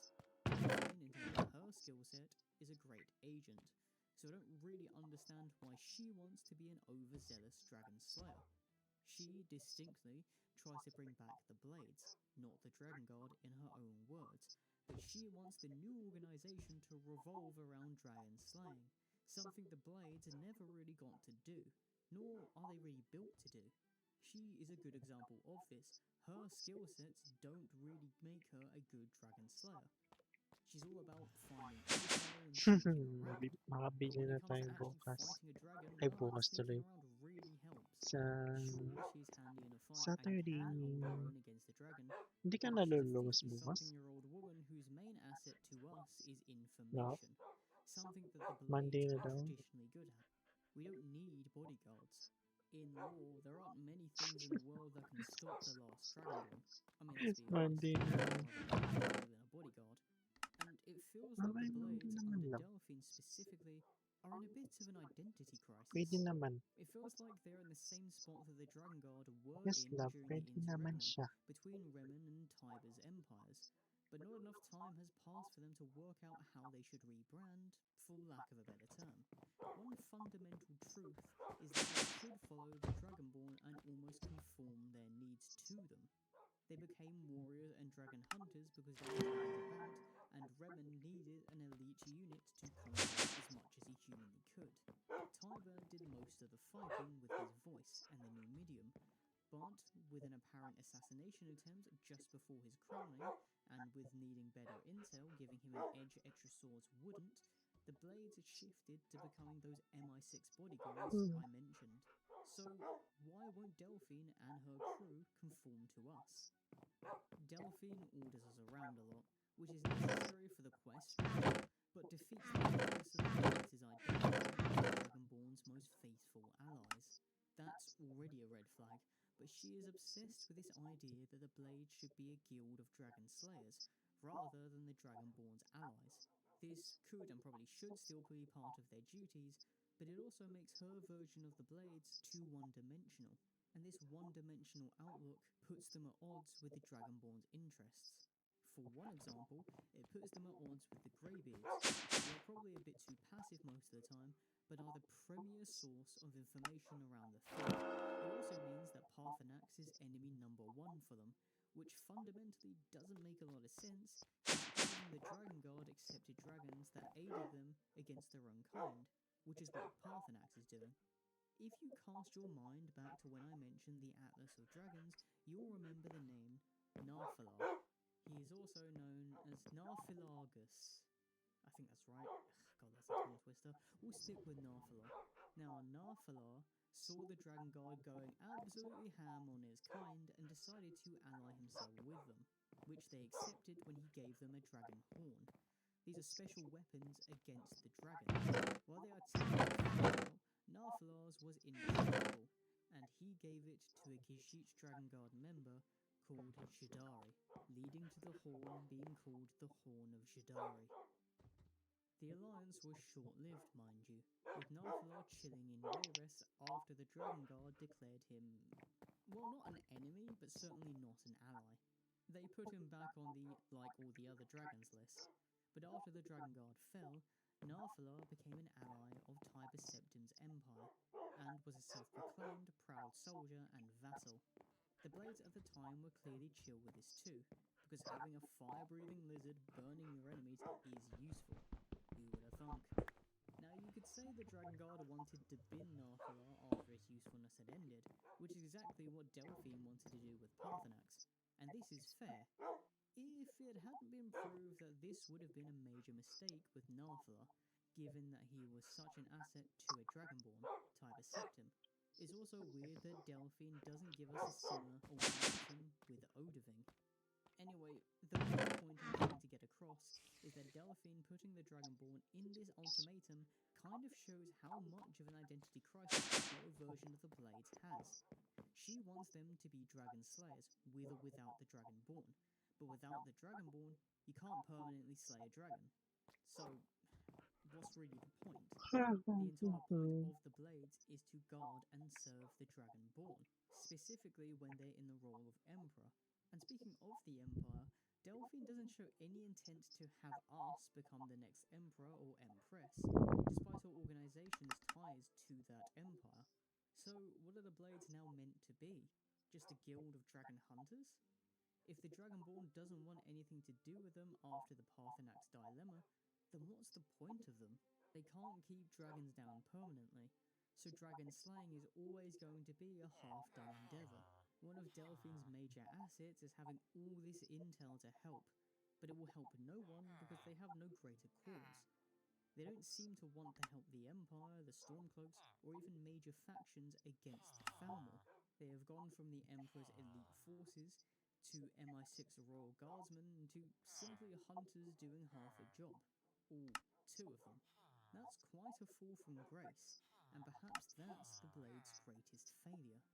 Then again, who knows? Maybe more will come out the woodwork after hearing of the Dragonborn's exploits, and someone else can bring a new version of the Blades back with some actual brains. It's hard to see where Bethesda will take the Blades with Elder Scrolls 6, if that game ever comes out, but until then, remember, even if you are pro-Paarthurnax slaying, Delphine's still an idiot. You idiot! You're honestly an idiot. I don't know what's wrong with you. But your ego's pissing me off. You think you're the shit. You think you're so high and mighty. You're literally comparing yourself to a god, whereas you're far from it. Thanks for watching probably one of the few negative videos on this channel. I don't really like the Blades that much. They're just weird, man. Granted, I think Skyrim being my introduction to the series is the reason for this.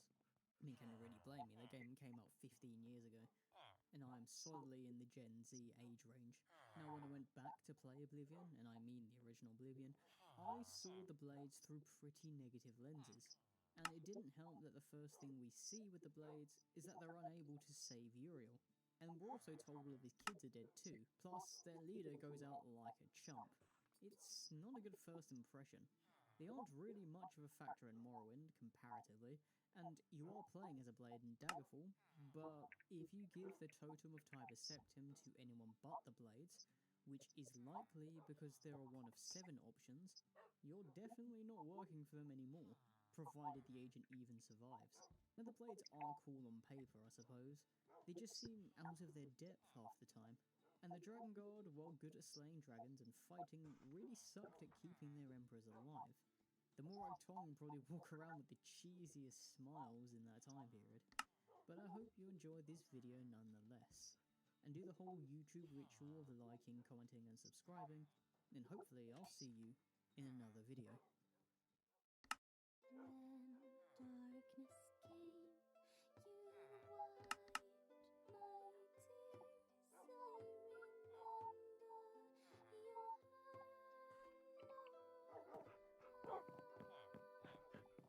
Grabe ang mahal ng spawner na dyan.